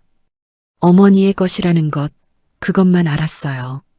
그런데 그 남자가 이 펜던트를 집어들 때 표정이 달라졌습니다. 단순히 주워서 돌려주는 사람의 표정이 아니었어요. 손끝으로 뒷면을 더듬던 그 모습이 오래 알던 물건을 만지는 사람의 것이었습니다. 혜수는 눈을 가늘게 떴어요. 설마. 그 생각이 떠오르는 순간 너무 황당해서 스스로 고개를 흔들었습니다. 그럴 리 없었어요. 세상이 그렇게 좁지는 않았습니다. 그냥 손님이 친절을 베푼 거였어요. 그게 다였습니다.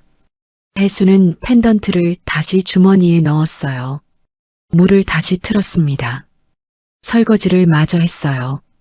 저녁이 되기 전 혜수는 잠깐 가게 뒤편 창고에 들렀습니다. 내일 쓸 밀가루 포대를 확인해야 했어요. 재고를 파악해달라는 강말순의 말을 잊지 않았습니다. 포대수를 세고 남은 멸치와 다시마 양을 확인했어요. 수첩에 적었습니다. 창고 안은 낮에도 어둑했어요. 전구가 하나뿐인 데다 흐릿했거든요.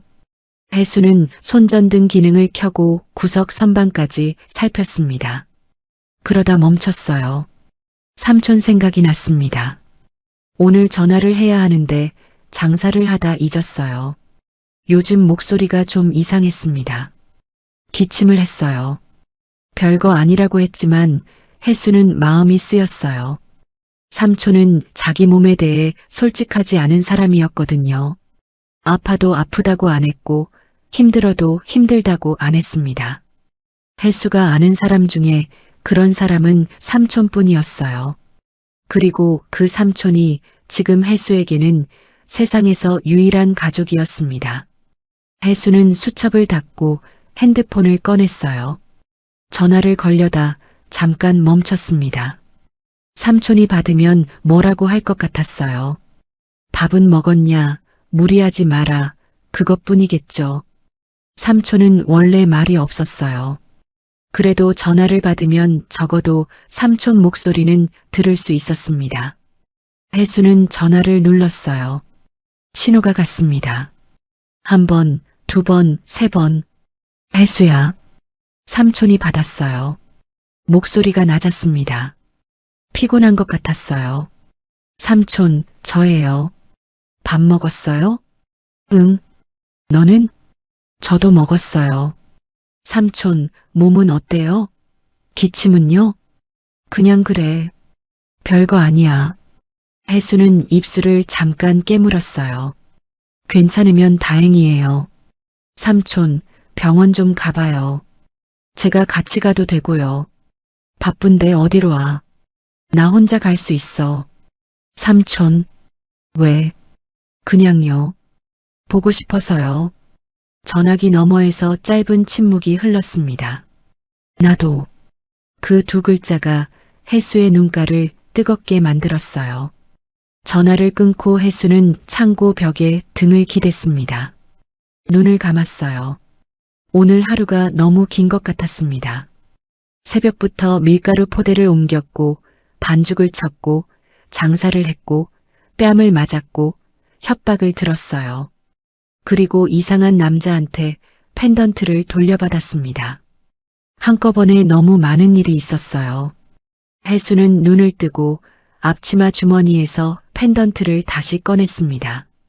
체인을 고쳐야 했어요. 내일 시장 갔다 오면서 금방 고칠 수 있는 데가 있었습니다. 메달 자체는 멀쩡했어요. 끊어진 건 체인뿐이었습니다. 해수는 그것을 손바닥 위에 올려놓고 한참 들여다봤어요. 이 메달이 어머니 것이라는 게 삼촌한테 들은 전부였습니다. 더 물어보려고 하면 삼촌이 화를 냈어요. 어릴 때는 왜 화를 내는지 몰랐어요. 크면서 조금씩 짐작이 갔습니다. 이 메달에 어머니 말고 다른 사람이 있었던 거겠죠. 이니셜이 두 개였으니까요. 누구였을까? 그 사람은 어디서 어떻게 살고 있을까? 해수는 고개를 흔들었어요. 지금 그걸 생각할 때가 아니었습니다. 내일 아침에 또 새벽 일찍 일어나야 했어요. 강말순이 재고 목록 확인하고 시장 목록 뽑아두라고 했습니다. 그것도 해야 했어요. 해수는 펜던트를 주머니에 넣고 창고 문을 열었습니다. 저녁 장사 시작할 시간이었어요. 밤이 됐습니다. 손님이 다 빠져나가고 설거지까지 끝난 뒤 강말수는 안방에서 전화를 하고 있었어요. 박미숙에게 거는 것 같았습니다. 목소리가 높았어요. 100인분 준비 얘기였습니다. 해수는 혼자 홀을 정리했어요. 테이블을 닦고 의자를 올리고 바닥을 쓸었습니다. 늘 하는 마감 정리였어요. 혼자 하는 게 2년이 됐습니다.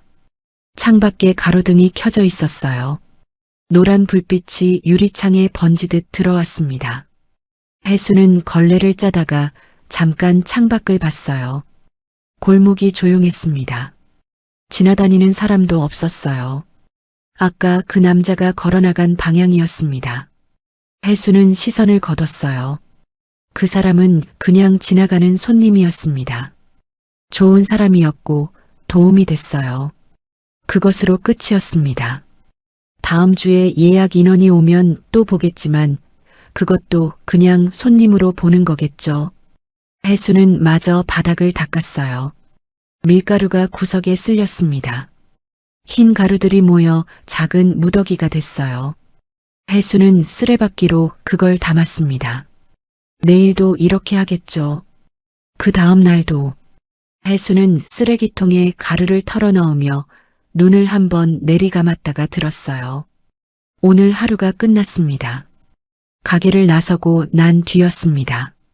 최벽호는 골목 입구에 세워둔 차 앞에 섰어요. 문을 열려다 멈췄습니다. 그냥 섰어요. 손이 차 문에 닿은 채 아무것도 안 했습니다. 골목 안쪽에서 가게 불빛이 새어나왔어요. 노랗고 낡은 불빛이었습니다. 그 안에서 누군가 움직이는 그림자가 유리창에 비쳤어요. 해수일 것이었습니다. 최벽호는 그 그림자를 한참 바라봤어요. 시, 비, H, 그리고 J, H, J. 손바닥에 새겨진 것처럼 이니셜이 느껴졌습니다.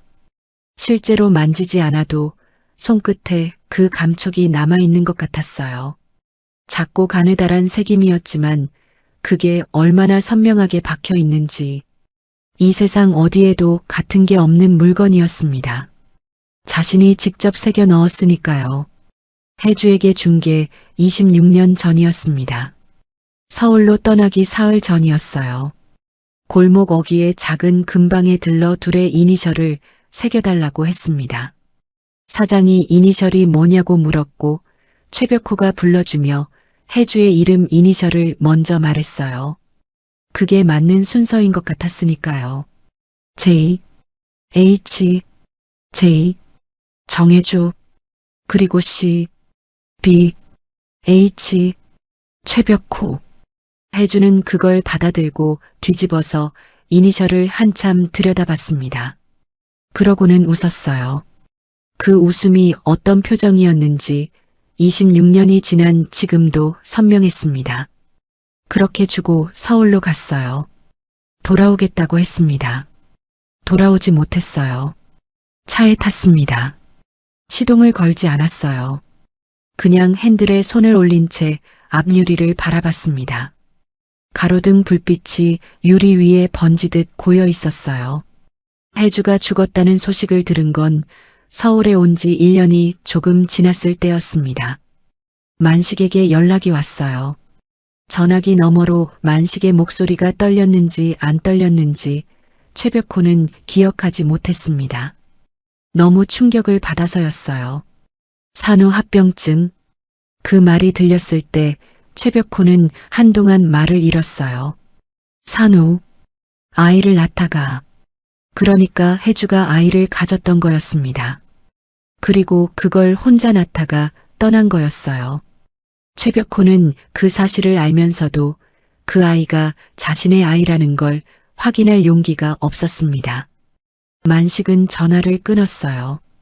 그 뒤로 연락이 닿지 않았습니다. 최벽호는 스스로 그 문을 닫은 거라고 오랫동안 그렇게 생각했어요. 그래서 혼자 살기로 했습니다. 그런데 오늘 이 가게에서 26살의 젊은 며느리가 혜주를 닮은 얼굴로 혜주가 차고 있던 펜던트를 목에 걸고 혜수라는 이름으로 불리고 있었습니다. 최벽호는 눈을 감았어요. 심장이 조용히 그러나 아주 깊게 뛰었습니다. 시동을 걸었습니다. 그리고 차를 몰았어요. 목적지를 정하지 않은 채 대전 도심을 천천히 달렸습니다. 밤이 깊어지고 있었어요. 가로등이 줄지어 켜진 도로를 따라 달리다가 최벽호는 핸드폰을 꺼내 들었습니다. 비서에게 전화를 걸었어요. 저 회장님, 지금 연락 주실 줄 알았습니다. 임원회의 거는 내일로 그거 말고. 최벽호가 짧게 잘랐습니다. 대전 중구 골목 안에 강말순 송칼국수라는 가게 있어. 거기 며느리 있는데 정혜수라는 여자야. 신원 파악해. 지금 바로 시작할까요? 빨리. 전화를 끊었습니다. 최벽호는 한 손으로 핸들을 잡고 창밖을 봤어요. 대전의 밤이 조용히 흘러가고 있었습니다. 예전에 혜주와 걷던 골목이 어딘가 있을 텐데 어디인지 더 이상 기억이 나지 않았어요. 26년이 지웠습니다. 그래도 지워지지 않는 건 지워지지 않았습니다. 비서에게서 연락이 온 건 그날 오후 늦은 시간이었어요. 최벽호는 대전 시내 호텔 방에 있었습니다. 서울로 올라가지 않았어요. 이상하게 발이 떨어지지 않았습니다. 침대 가장자리에 앉아 창밖을 바라보고 있다가 핸드폰이 울렸어요. 보고 드립니다. 정혜수 26세. 부모 없이 외삼촌 손에서 자랐고요. 외삼촌은 정만식 54살입니다. 동대문 의류 배달업 종사 중이고 현재 대전 외곽 단층 주택 거주 중입니다. 미혼이고 자녀 없습니다. 최벽호는 한마디도 놓치지 않고 들었어요. 그리고 회장님, 비서의 목소리가 살짝 달라졌습니다. 정만식 씨 회장님과 과거 친분이 있는 것으로 확인됩니다. 대전 출생 동갑이시고 젊은 시절 함께 어울렸다는 기록이 있습니다. 최벽호는 눈을 감았어요. 만식. 그 이름이 가슴 안으로 천천히 내려앉았습니다. 정혜수 씨 부모 쪽 기록 추가로 확인했는데요. 모친은 정혜주 씨, 정만식 씨의 친동생입니다. 혜수 씨 출생 당일 사망했고요. 부친 기록은 없습니다. 부친 기록은 없습니다. 최벽호는 핸드폰을 손에 쥔 채 한동안 말을 못했어요. 회장님? 알았어. 끊었습니다. 이튿날 아침이었어요. 최벽호는 호텔을 나와 차를 몰았습니다. 내비게이션에 주소를 찍었어요. 정만식이 사는 곳이었습니다. 비서가 불러준 주소를 그대로 넣었어요. 대전 외곽으로 빠져나가는 길이 점점 좁아졌습니다. 큰 도로가 골목길로 바뀌더니 이내 낡은 담벼락이 이어지는 좁은 길로 이어졌어요. 길 끝에 단층 집이 보였습니다. 오래된 집이었어요. 도배도 오래된 것 같고 마당이라고 부르기 민망한 작은 공터에 빗자루 하나가 기대어 있었습니다. 최벽호는 차를 세웠어요. 내리기 전에 잠깐 멈췄습니다. 어떤 얼굴로 문을 두드려야 하는지 몰랐어요. 사실 26년 만이었습니다. 그것도 좋은 이별을 한 게 아니었어요. 만식 입장에서는 원수나 다름없는 사람이 찾아오는 거였습니다. 그래도 가야 했어요. 직접 확인해야 했습니다. 최벽호는 차에서 내렸어요. 마당 공터로 들어서는 순간 집안에서 인기척이 났습니다. 삐걱하고 낡은 문이 열렸어요. 정만식이었습니다. 작업용 조끼에 청바지를 입고 짧게 박박 깎은 머리에 세월의 풍파가 새겨진 얼굴로 서 있었어요. 부리부리하고 무뚝뚝한 눈매가 최벽호를 향했습니다. 1초, 2초, 만식의 눈이 최벽호의 얼굴에 고정됐어요. 그리고 표정이 굳었습니다. 굳는 게 아니라 뒤집혔어요. 이 나쁜 놈이. 목소리가 낮고 느렸습니다. 그런데 그 안에 있는 것들이 서늘했어요. 만식은 뒤로 한 발 물러서더니 마당 귀퉁이에 세워져 있던 플라스틱 빗자루를 집어들었습니다. 최벽호는 피하지 않았어요. 빗자루가 등을 쳤습니다. 퍽! 최벽호는 앞으로 비틀거렸어요. 뒤이어 어깨를 쳤습니다. 허리를 쳤어요. 만식은 말도 없이 빗자루를 휘둘렀어요. 플라스틱이라 소리만 크지 큰 해는 없었지만 만식의 힘이 보통이 아니었습니다. 20kg짜리 포대를 매일 날라온 어깨였어요. 최벽호는 그냥 맞았습니다. 등을 맞고 어깨를 맞고 팔을 맞고 옆구리를 맞았어요. 맞으면서 한마디도 하지 않았어요. 막지도 않았습니다. 그냥 서서 맞았어요. 만식은 그게 더 화가 나는지 더 세게 쳤습니다. 이 자식이 나타나도 이렇게 나타나냐. 26년을 말이 나오기 시작했어요. 목소리가 떨렸습니다. 빗자루가 느려지지 않았어요. 내 동생이 어떻게 갔는지 알아? 알기나 해? 이 나쁜 놈아. 최벽호는 고개를 숙인 채 맞았어요. 30분이 지났습니다. 만식의 팔이 느려졌어요. 숨이 올라왔습니다. 이마에 땀이 맺혔어요. 빗자루질이 점점 짧아졌습니다. 결국 만식은 빗자루를 들고 그 자리에 서서 숨을 몰아쉬었어요. 최벽호도 서 있었습니다. 재킷이 구겨져 있었고 머리카락이 흐트러져 있었어요. 그래도 섰습니다. 드디어 이 나쁜 놈아. 왜 왔어? 만식이 말했습니다. 숨이 가빴어요. 최벽호가 입을 열었어요. 미안하네. 조용한 목소리였습니다. 내가 자네한테 이토록 맞아도 싸지. 만식의 눈이 가늘어졌어요. 손에 들린 빗자루가 다시 올라갔습니다. 그런데 그 순간이었어요. 만식의 얼굴이 하얗게 변했습니다. 빗자루가 손에서 빠졌어요. 그리고 만식이 그 자리에서 앞으로 쓰러졌습니다. 최벽호가 달려들었어요. 무릎을 꿇고 만식의 어깨를 잡았습니다. 의식이 있었어요. 그런데 눈이 풀려 있었고 안색이 창백했습니다. 식은땀이 이마를 적셨어요. 만식이 눈을 겨우 뜨며 입술을 달싹였어요. 괜찮아. 닥쳐. 최벽호는 짧게 잘라내고 만식을 번쩍 들었습니다. 차 쪽으로 뛰었어요. 조수석 문을 열고 만식을 태웠습니다. 뒤로 돌아 운전석에 앉으면서 동시에 핸드폰을 꺼냈어요. 비서에게 전화했습니다. 대전에서 가장 좋은 응급실 잡아. 지금 당장. 내가 거기로 간다. 최고 의료진 총동원해. 알았어? 지금 바로 5분 안에. 끊고 시동을 걸었어요. 차가 골목을 빠져나가며 빠르게 속도를 높였습니다. 응급실이었습니다. 최벽호가 데려간 병원은 대전에서 손꼽히는 곳이었어요. 비서가 미리 연락을 해둔 덕에 응급의료팀이 대기하고 있었습니다. 만식은 이동식 침대에 실려 안으로 들어갔어요. 최벽호는 복도 의자에 앉았습니다. 처음으로 재킷을 벗었어요. 구겨진 와이셔츠 소매를 걷어 올리고 양손을 무릎 위에 올려놓은 채 복도를 바라봤습니다. 얼마나 지났을까요? 의료진이 나왔어요. 과로와 누적 피로가 주 원인입니다. 뇌혈관 쪽은 이상 없고요. 일단 안정이 필요합니다. 경과 봐야 하지만 잘 조치됐습니다. 최벽호는 고개를 끄덕였어요. VIP실로 옮겨요. 예, 준비해드리겠습니다. 만식이 눈을 뜬 건 그로부터 1시간 뒤였습니다. VIP 병실은 조용했어요.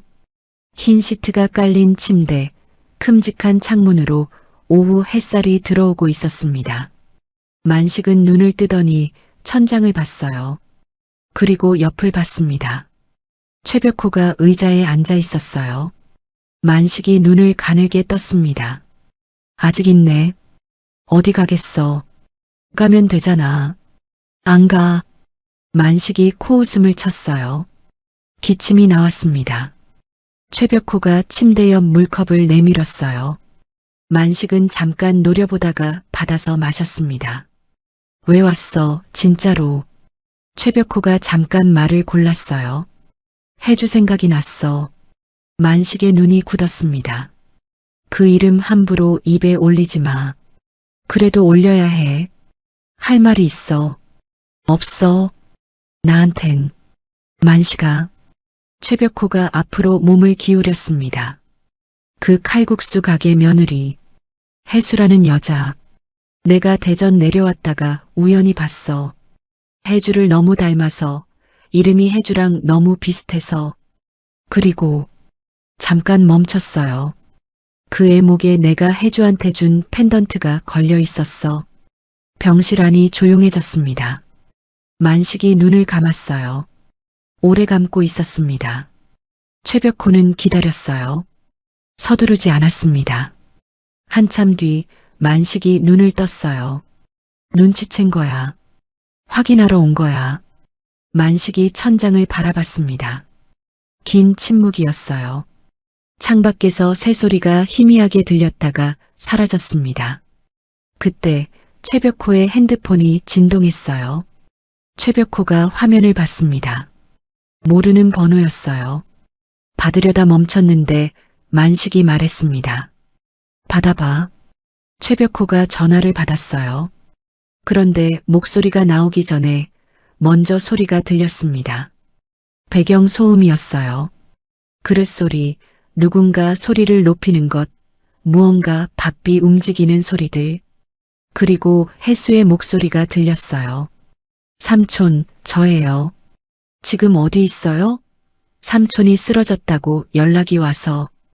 뒤에서 강말순의 목소리가 덮쳤습니다. 해수야. 100인분 준비해야 하는데 어딜 가려고 전화질이야. 전화 끊어. 지금 시장 봐야 한다고. 혜수가 낮게 말했어요. 어머니, 삼촌이 쓰러지셨다고 해서요. 잠깐만. 잠깐이 어딨어. 그 삼촌인가 뭔가가 내 친정이야, 시댁이야? 지금 회장님 예약 있는 거 알잖아. 빨리 안 움직여. 어머니, 제발. 제발은 무슨 제발이야. 쾅 하는 소리가 났습니다. 그리고 혜수의 숨소리가 빨라졌어요. 무언가 세게 잡아당겨지는 소리가 났습니다. 아, 어머니. 왜 머리를... 울음 섞인 목소리가 새어나왔어요. 그러다 전화가 툭 끊겼습니다. 최벽호는 핸드폰을 내렸어요. 병실이 조용했습니다. 만식이 눈을 감고 있었어요. 두 손이 시트 위에서 천천히 주먹을 쥐었다가 폈습니다. 들었지? 만식이 말했어요. 눈을 뜨지 않은 채였습니다. 최벽호는 대답하지 않았어요. 대신 의자에서 일어나 창가로 걸어갔습니다. 창밖을 봤어요. 병원 마당 아래로 사람들이 작게 오가고 있었습니다. 만식아, 최벽호가 창밖을 보며 말했어요. 사실대로 말해줘. 만식이 한참 말이 없었습니다. 방 안의 공기가 무거웠어요. 산소 냄새와 소독 냄새가 섞인 병실 특유의 공기였습니다. 만식이 천천히 입을 열었어요. 혜수는 목소리가 낮고 쉬었습니다. 혜주가 너 떠나고 나서 낳은 거야. 혼자 낳고 혼자 갔어.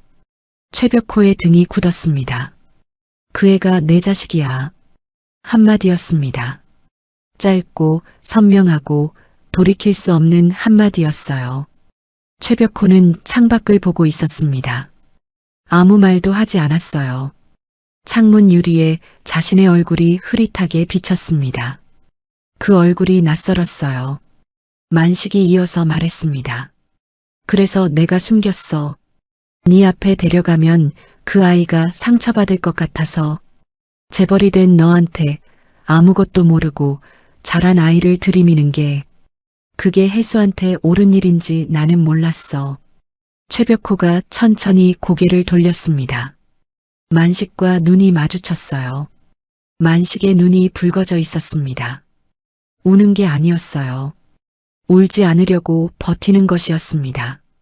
근데 벽호, 만식이 낮게 말했어요. 그 애 지금 행복하지 않아. 나는 그걸 알면서도 내가 아무것도 못 해줬어. 몸도 이 모양이고 돈도 없고 혼자 거기서 맡고 있는 거 알면서도. 목소리가 끝에서 갈라졌습니다. 제발, 만식이 말했어요. 제발 그 애 좀 꺼내줘. 내가 니한테 이런 부탁하는 게 죽기보다 싫지만 그래도 해주 자식이니까. 내가 해줄 수 없으니까. 병실이 조용했습니다. 최벽호는 만식을 바라봤어요. 26년 전에 등을 돌렸던 친구였습니다. 그 친구가 26년 동안 자신의 딸을 키웠어요. 제 동생의 아이를 제 자식처럼 먹이고 입히고 재우면서 몸이 무너지는 줄도 모르고 달려온 것이었습니다. 빗자루로 실컷 맞아도 할 말이 없는 이유가 있었어요. 최벽호는 의자를 당겨 침대 옆에 앉았습니다. 그리고 말했어요. 고마워. 만식이 눈을 감았습니다. 그 말 듣자고 한 말 아니야. 알아. 최벽호가 짧게 대답했어요. 그래도 해야 하는 말이야. 병실 안에 다시 침묵이 내려앉았습니다. 창밖으로 오후 햇살이 기울어지고 있었어요. 흰 시트 위로 빛의 각도가 조금씩 달라졌습니다. 최벽호는 그 빛을 바라보며 조용히 앉아 있었어요. 머릿속에서 무언가가 자리를 잡아가고 있었습니다. 분노인지 책임감인지 아니면 26년치의 미안함이 한꺼번에 내려앉는 것인지 정확히 무엇인지 말할 수 없었지만 그게 무엇이든 간에 이제는 외면하지 않을 거라는 것만큼은 확실했어요. 혜수, 정혜수, 최벽호의 딸이었습니다. 최벽호는 병실 문을 나서기 전에 만식을 한번 돌아봤습니다. 만식은 눈을 감고 있었어요. 숨이 고른 걸 보니 잠이 든 것 같았습니다. 26년의 무게를 짊어진 채 혼자 버텨온 사람이 처음으로 짐을 조금 내려놓은 것처럼 보였어요. 최벽호는 조용히 문을 닫았습니다. 복도로 나오자마자 핸드폰을 꺼냈어요. 비서에게 전화를 걸었습니다. 어디야? 회장님, 저희 병원 주차장에 대기 중입니다. 몇 명이야? 어젯밤에 호출하신 대로 20명 집결했습니다. 최벽호는 걸음을 옮기며 말했습니다. 강말순 송칼국수 가게. 지금 바로 가. 비서와 경호원들이 줄지어 선 모습은 좁은 칼국수 골목과는 도무지 어울리지 않는 광경이었습니다. 검은 차량 세대가 골목 입구에 멈췄어요. 최벽호가 앞장서서 걸었습니다. 재킷을 다시 걸쳤어요. 흐트러졌던 머리카락을 손으로 한번 넘겼습니다. 그리고 천천히, 아주 천천히 걸었어요. 가게 안에서 불빛이 새어나오고 있었습니다. 창문 너머로 부산한 움직임이 보였어요. 100인분 준비로 강말순이 부지런히 움직이고 있는 것 같았습니다. 최벽호가 문을 열고 들어섰어요. 가게 안이 순간 조용해졌습니다. 강말순이 주방에서 고개를 내밀었어요. 앞치마가 국물로 범벅이 된 채였고 이마에 땀이 맺혀 있었습니다. 아이고, 회장님, 오셨어요? 저희 지금 한창 준비 중인데 내일이 예약일이라. 최벽호는 강말순의 말을 듣지 않았습니다. 홀 안을 훑었어요. 혜수가 보였습니다. 구석 테이블에서 채소를 다듬고 있었어요. 머리카락이 흐트러져 있었고 눈가가 부어 있었습니다. 전화기 너머로 들렸던 그 소리가 선명하게 떠올랐어요. 그리고 시선을 더 옮겼습니다. 가게 뒤편이었어요. 반쯤 열린 창고 문 뒤에서 남자가 핸드폰을 들고 킬킬거리고 있었습니다. 박상훈이었어요. 기름때 묻은 티셔츠에 쉼표 머리를 하고 핸드폰 화면에 얼굴을 바짝 들이밀고 있었어요. 화면 너머에서 여자 웃음소리가 새어나오고 있었습니다. 최벽호의 눈이 차갑게 가라앉았어요. 그때 또 문이 열렸습니다. 박미숙이었어요. 작업복 상의를 허리에 두르고 껌을 씹으며 들어왔습니다.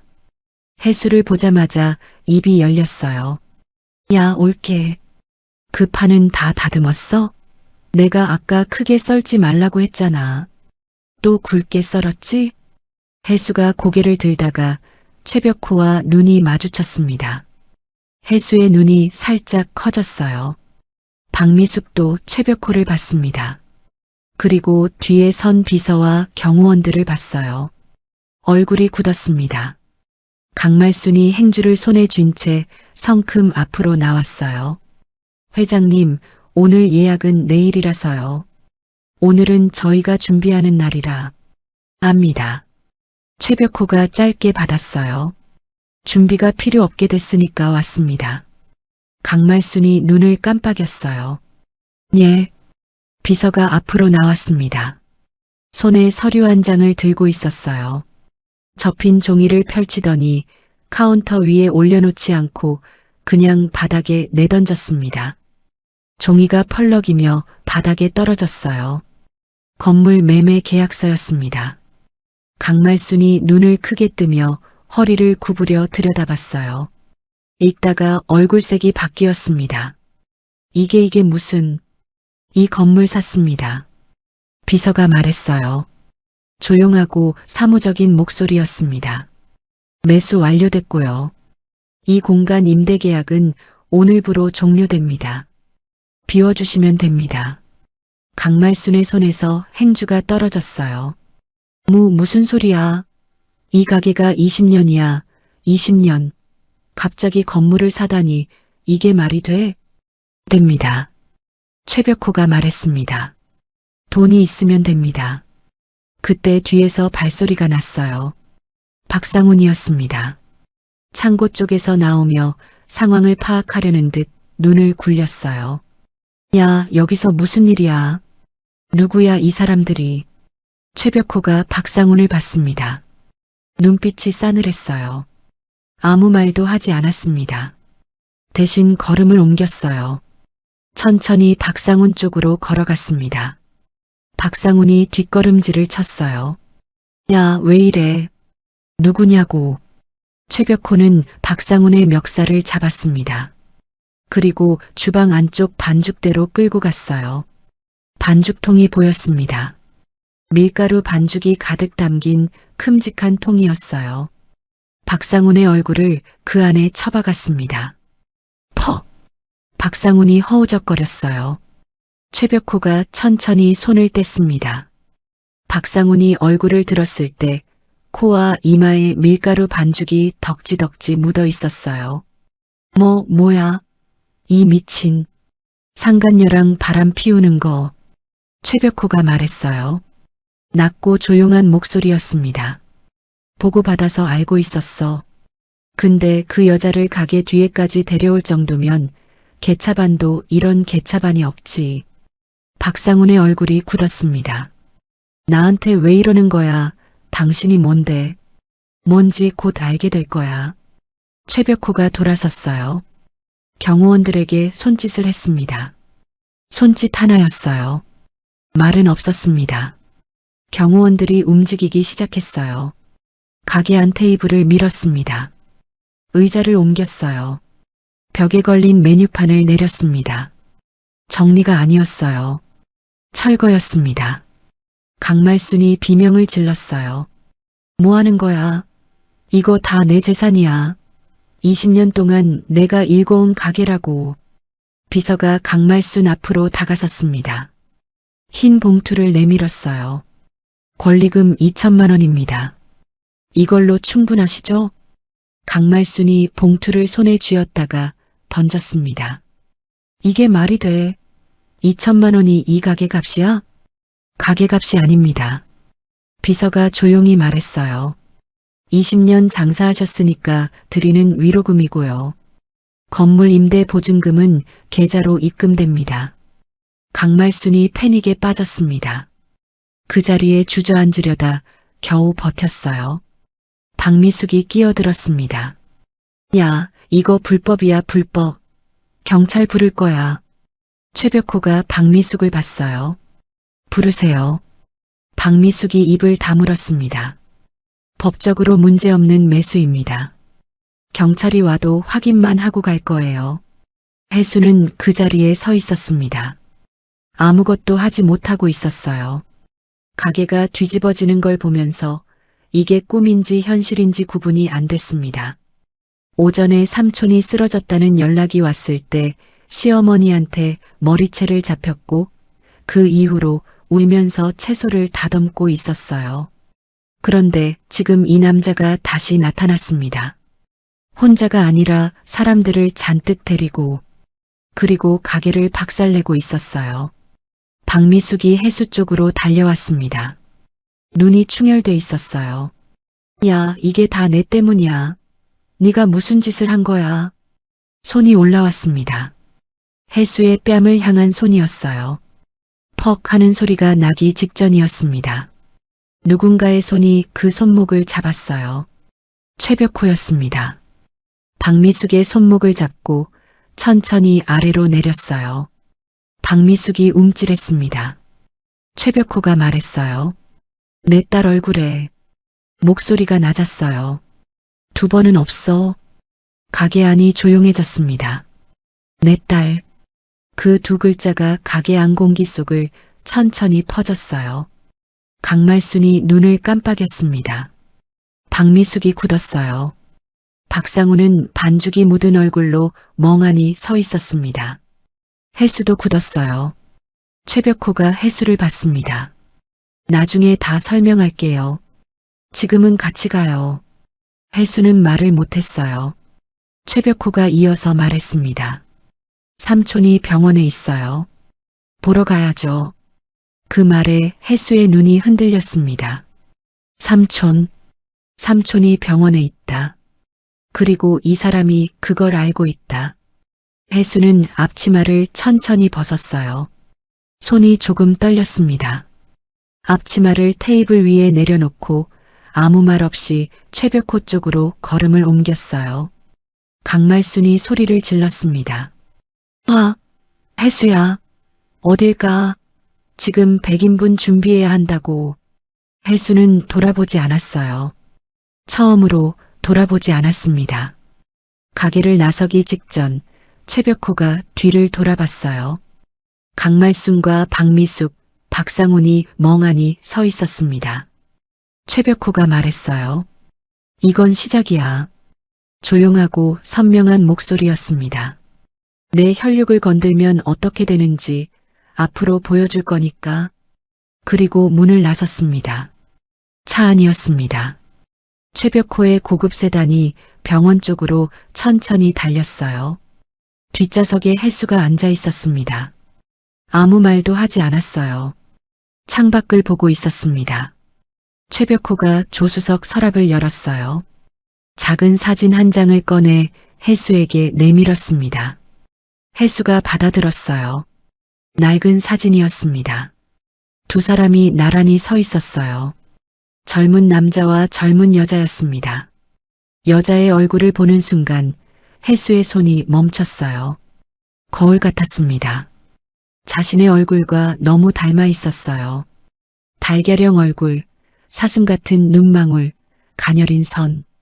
그리고 사진 속 여자의 목에는 금색 원형 펜던트가 걸려 있었습니다. 해수의 눈이 커졌어요. 최벽호가 말했습니다. 사진 속 여자는 정혜주예요. 당신 어머니. 해수가 사진에서 눈을 들었어요. 그리고 사진 속 남자가 나야. 차 안이 조용했습니다. 엔진 소리만 낮게 깔렸어요. 최벽호가 천천히 이어서 말했습니다. 당신이 태어난 걸 몰랐어요. 알았다면 이렇게 두지 않았어. 알았다면 진작 왔어야 했는데. 목소리가 끝에서 낮아졌어요. 내가 아버지야. 해수는 사진을 내려다봤어요. 눈이 뜨거워졌습니다. 그런데 눈물이 나오지는 않았어요. 너무 갑작스러워서 감정이 어디서 어떻게 올라와야 하는지 몸이 아직 모르는 것 같았습니다. 해수가 조용히 물었어요. 삼촌이 알고 있었나요? 응. 그래서 그렇게 그 펜던트를 싫어했구나. 최벽호는 대답하지 않았어요. 대신 앞을 봤습니다. 해수가 사진을 다시 들여다봤어요. 한참 봤습니다. 그리고 말했어요. 삼촌한테 먼저 들을게요. 병실이었습니다. 만식은 눈을 뜨고 있었어요. 해수가 들어오는 걸 보더니 몸을 일으키려다 도로 누웠습니다. 해수가 달려가 침대 옆에 앉았어요. 삼촌, 왜 이렇게 됐어요? 왜 나한테 말 안 해줬어요? 목소리가 떨렸습니다. 만식이 해수의 손을 잡았어요. 투박하고 굵은 손이었습니다. 미안해. 짧은 두 마디였어요. 삼촌, 미안한 건 없어요. 삼촌이 저 키운 거잖아요. 그래도 미안해. 만식이 눈을 감았다가 떴습니다. 네 아버지 맞아. 저 나쁜 놈이. 그래도 네가 알아야 할 것 같아. 이제 나 혼자 내 옆에 있어줄 수가 없을 것 같아서. 해수가 고개를 가로저었어요. 삼촌은 오래 살아야 해요. 살지. 살 거야. 만식이 짧게 말했어요. 근데 저놈 옆에 있으면 더 잘 살 수 있을 거야. 돈도 있고 힘도 있으니까. 강아지야. 해수가 눈을 들었습니다. 삼촌이 강아지라고 부른 게 얼마만이에요. 어릴 때 맨날 불렀잖아. 그때 왜 그렇게 불렀어요? 눈이 강아지 같아서. 만식이 퉁명스럽게 말했어요. 그런데 입끝이 아주 조금 올라갔습니다. 해수가 처음으로 눈물을 흘렸어요. 소리 없이 뺨을 타고 흘렀습니다. 병실 복도에서 최벽호는 기다렸습니다. 1시간이 지났어요. 문이 열리고 해수가 나왔습니다. 눈이 부어 있었어요. 그래도 표정이 아까보다 단단해 보였습니다. 최벽호가 해수를 봤어요. 혜수가 먼저 말했습니다. 저 여쭤봐도 될까요? 물어봐요. 시댁일, 어떻게 하실 거예요? 최벽호가 혜수를 바라봤어요. 당신이 정하는 거야. 내가 할 수 있는 건 다 할 수 있어요. 합법적인 것도 그렇지 않은 것도. 혜수가 고개를 저었습니다. 합법적으로요. 말해봐요. 혜수가 잠깐 눈을 내렸어요. 결혼 2년이 지나갔습니다. 매일 새벽에 일어나 밀가루를 짊어지던 것, 뺨을 맞던 것, 머리채를 잡히던 것, 하녀처럼 살던 것, 그것들을 빠르게 훑고 눈을 들었어요. 제가 당한 만큼만 돌려주고 싶어요. 이제 생각도 하기 싫으니까요. 합법적으로요. 그 뒤로 일들이 빠르게 움직였습니다. 강말순의 칼국수 가게에 위생 점검이 나왔어요. 유통기한이 지난 식재료, 위생기준 미달, 보관 상태 불량. 조목조목 걸렸습니다. 영업정지 처분이 내려졌어요. 가게 문이 닫혔습니다. 박상훈이 뒤늦게 사태를 파악했을 때는 이미 늦었어요. 어머니 가게에서 나오는 수익으로 갚아오던 대출이 일시 상환 요구를 받았습니다. 상간녀와의 분류는 증거가 확보됐고 위자료 청구가 들어왔어요. 무급으로 일한 혜수의 임금 소송도 시작됐습니다. 박상훈은 사방에서 돈이 새어나가는 상황에 놓였어요. 박미숙의 카센터는 세금 탈루와 서류 조작 혐의로 세무조사를 받았습니다. 영업정지가 떨어졌어요. 카센터가 들어선 건물 자리는 최벽호가 사들인 건물이었습니다. 임대계약이 종료됐어요. 가게를 차릴 때 받은 대출도 일시 상환 요구가 빗발쳤습니다. 박미숙은 재기할 발판이 없었어요. 강말순, 박상훈, 박미숙 세 사람 모두 무너졌습니다. 어느 것 하나 불법이 없었어요. 전부 법 안에서 이루어진 일이었습니다. 어느 날 아침 비서가 최벽호에게 보고를 올렸어요. 세 분 다 현재 수입과 거처가 없는 상태입니다. 국내에서 경제활동이 어려운 상황이고요. 최벽호는 창밖을 보며 말했어요. 같이 한국 땅에 살면 내가 숨쉬는 게 꺼림칙해. 비서가 고개를 끄덕였습니다. 며칠 뒤 강말순과 박상훈, 박미숙에게 사람이 찾아왔어요. 비서가 보낸 사람이었습니다. 베트남의 작은 거처를 마련해드렸습니다. 비행기 티켓도 준비됐고요. 지금 한국에 계시면 경제활동도 생활도 어려우실 겁니다. 좋은 말씀 드릴 때 받아들이시는 게 나을 것 같아요.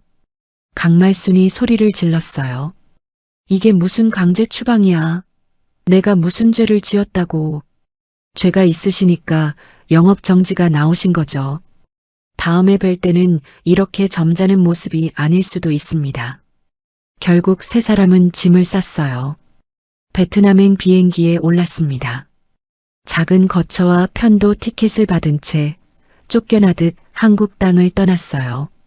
20년 넘게 지켜온 대전 골목 칼국수집도 옆에 붙어있던 카센터도 전부 그 자리에 두고서 혜수는 시댁이 해외로 갔다는 소식을 들었습니다. 의아했어요. 갑자기 베트남이라니 싶었습니다. 그런데 최벽호를 보니 이해가 됐어요. 이 사람은 혜수가 합법적으로 해달라고 했을 때 그 선 안에서 할 수 있는 모든 걸 했습니다. 그리고 그 선 바깥에 있는 것은 혜수 모르게 조용히 처리했어요. 그게 아버지라는 사람의 방식이었습니다. 혜수는 그걸 알면서도 모른 척했어요. 너무 오래 혼자였거든요. 누군가 뒤에서 지켜주고 있다는 게 아직 익숙하지 않았습니다. 봄이 됐어요. 혜수는 최벽호 그룹식품 계열사의 사장 취임식에 섰습니다. 짧게 자른 세련된 중단발 머리에 깔끔한 감색 재킷을 입고 있었어요. 무거운 포대를 짊어온 어깨가 이제는 반듯하게 펴져 있었습니다. 거칠어졌던 손마디는 아직 완전히 돌아오지 않았지만 그 손으로 서명을 했어요. 목에는 금색 원형 펜던트가 걸려 있었습니다. 체인을 새로 달았어요. 메달은 그대로였어요. 어머니 것이고 어머니의 사랑이 담긴 것이었습니다. 취임식이 끝나고 최벽호가 다가왔어요. 혜수가 그를 올려다봤습니다. 아버지, 처음으로 그 말을 했어요. 최벽호는 아무 말도 하지 않았습니다. 눈이 붉어졌어요. 날카롭고 냉철한 그 눈이 딸 앞에서만큼은 한없이 약해지는 것이었습니다. 혜수가 말했어요. 감사해요. 최벽호가 고개를 저었습니다. 고마울 게 없어. 내가 해줘야 할 것들이 26년치 밀려 있어. 서울의 새 아파트였습니다. 만식이 이사를 했어요. 대전 외곽의 낡은 단층집 대신 서울 한복판의 넓고 환한 집이었습니다. 바로 근처에 최고 수준의 병원이 있었어요. 전담 의료진이 만식의 건강을 살폈습니다. 만식은 새 집에 처음 들어서던 날 한참 서 있었어요. 아무 말도 하지 않았습니다. 그러다 혜수가 옆에서 말했어요. 삼촌 어때요? 넓네. 적응하면 좋아질 거예요. 그래. 만식이 짧게 대답했어요. 그런데 창가로 걸어가 햇살이 드는 곳에 서더니 눈을 살짝 감았습니다. 오랫동안 새벽마다 트럭을 몰았어요. 무릎이 욱신거리는 것도, 어깨가 무너지는 것도, 몸이 달아가는 것도 다 묵묵히 버텼습니다. 혜수 하나 잘 크면 됐으니까요. 이제는 그 혜수가 옆에 있었습니다. 햇살이 따뜻했어요. 만식은 눈을 떴습니다. 그리고 혜수를 봤어요. 잘 먹고 다녀. 그게 만식이 할 수 있는 가장 긴 사랑 고백이었습니다. 혜수가 웃었어요. 이번엔 눈도 같이 웃었습니다. 사연 속 이야기 어떻게 생각하시나요? 댓글로 의견을 남겨주세요. 재미있으셨다면 무료인 구독과 좋아요 꼭 부탁드려요. 다음에도 재미있는 사연으로 찾아뵙겠습니다.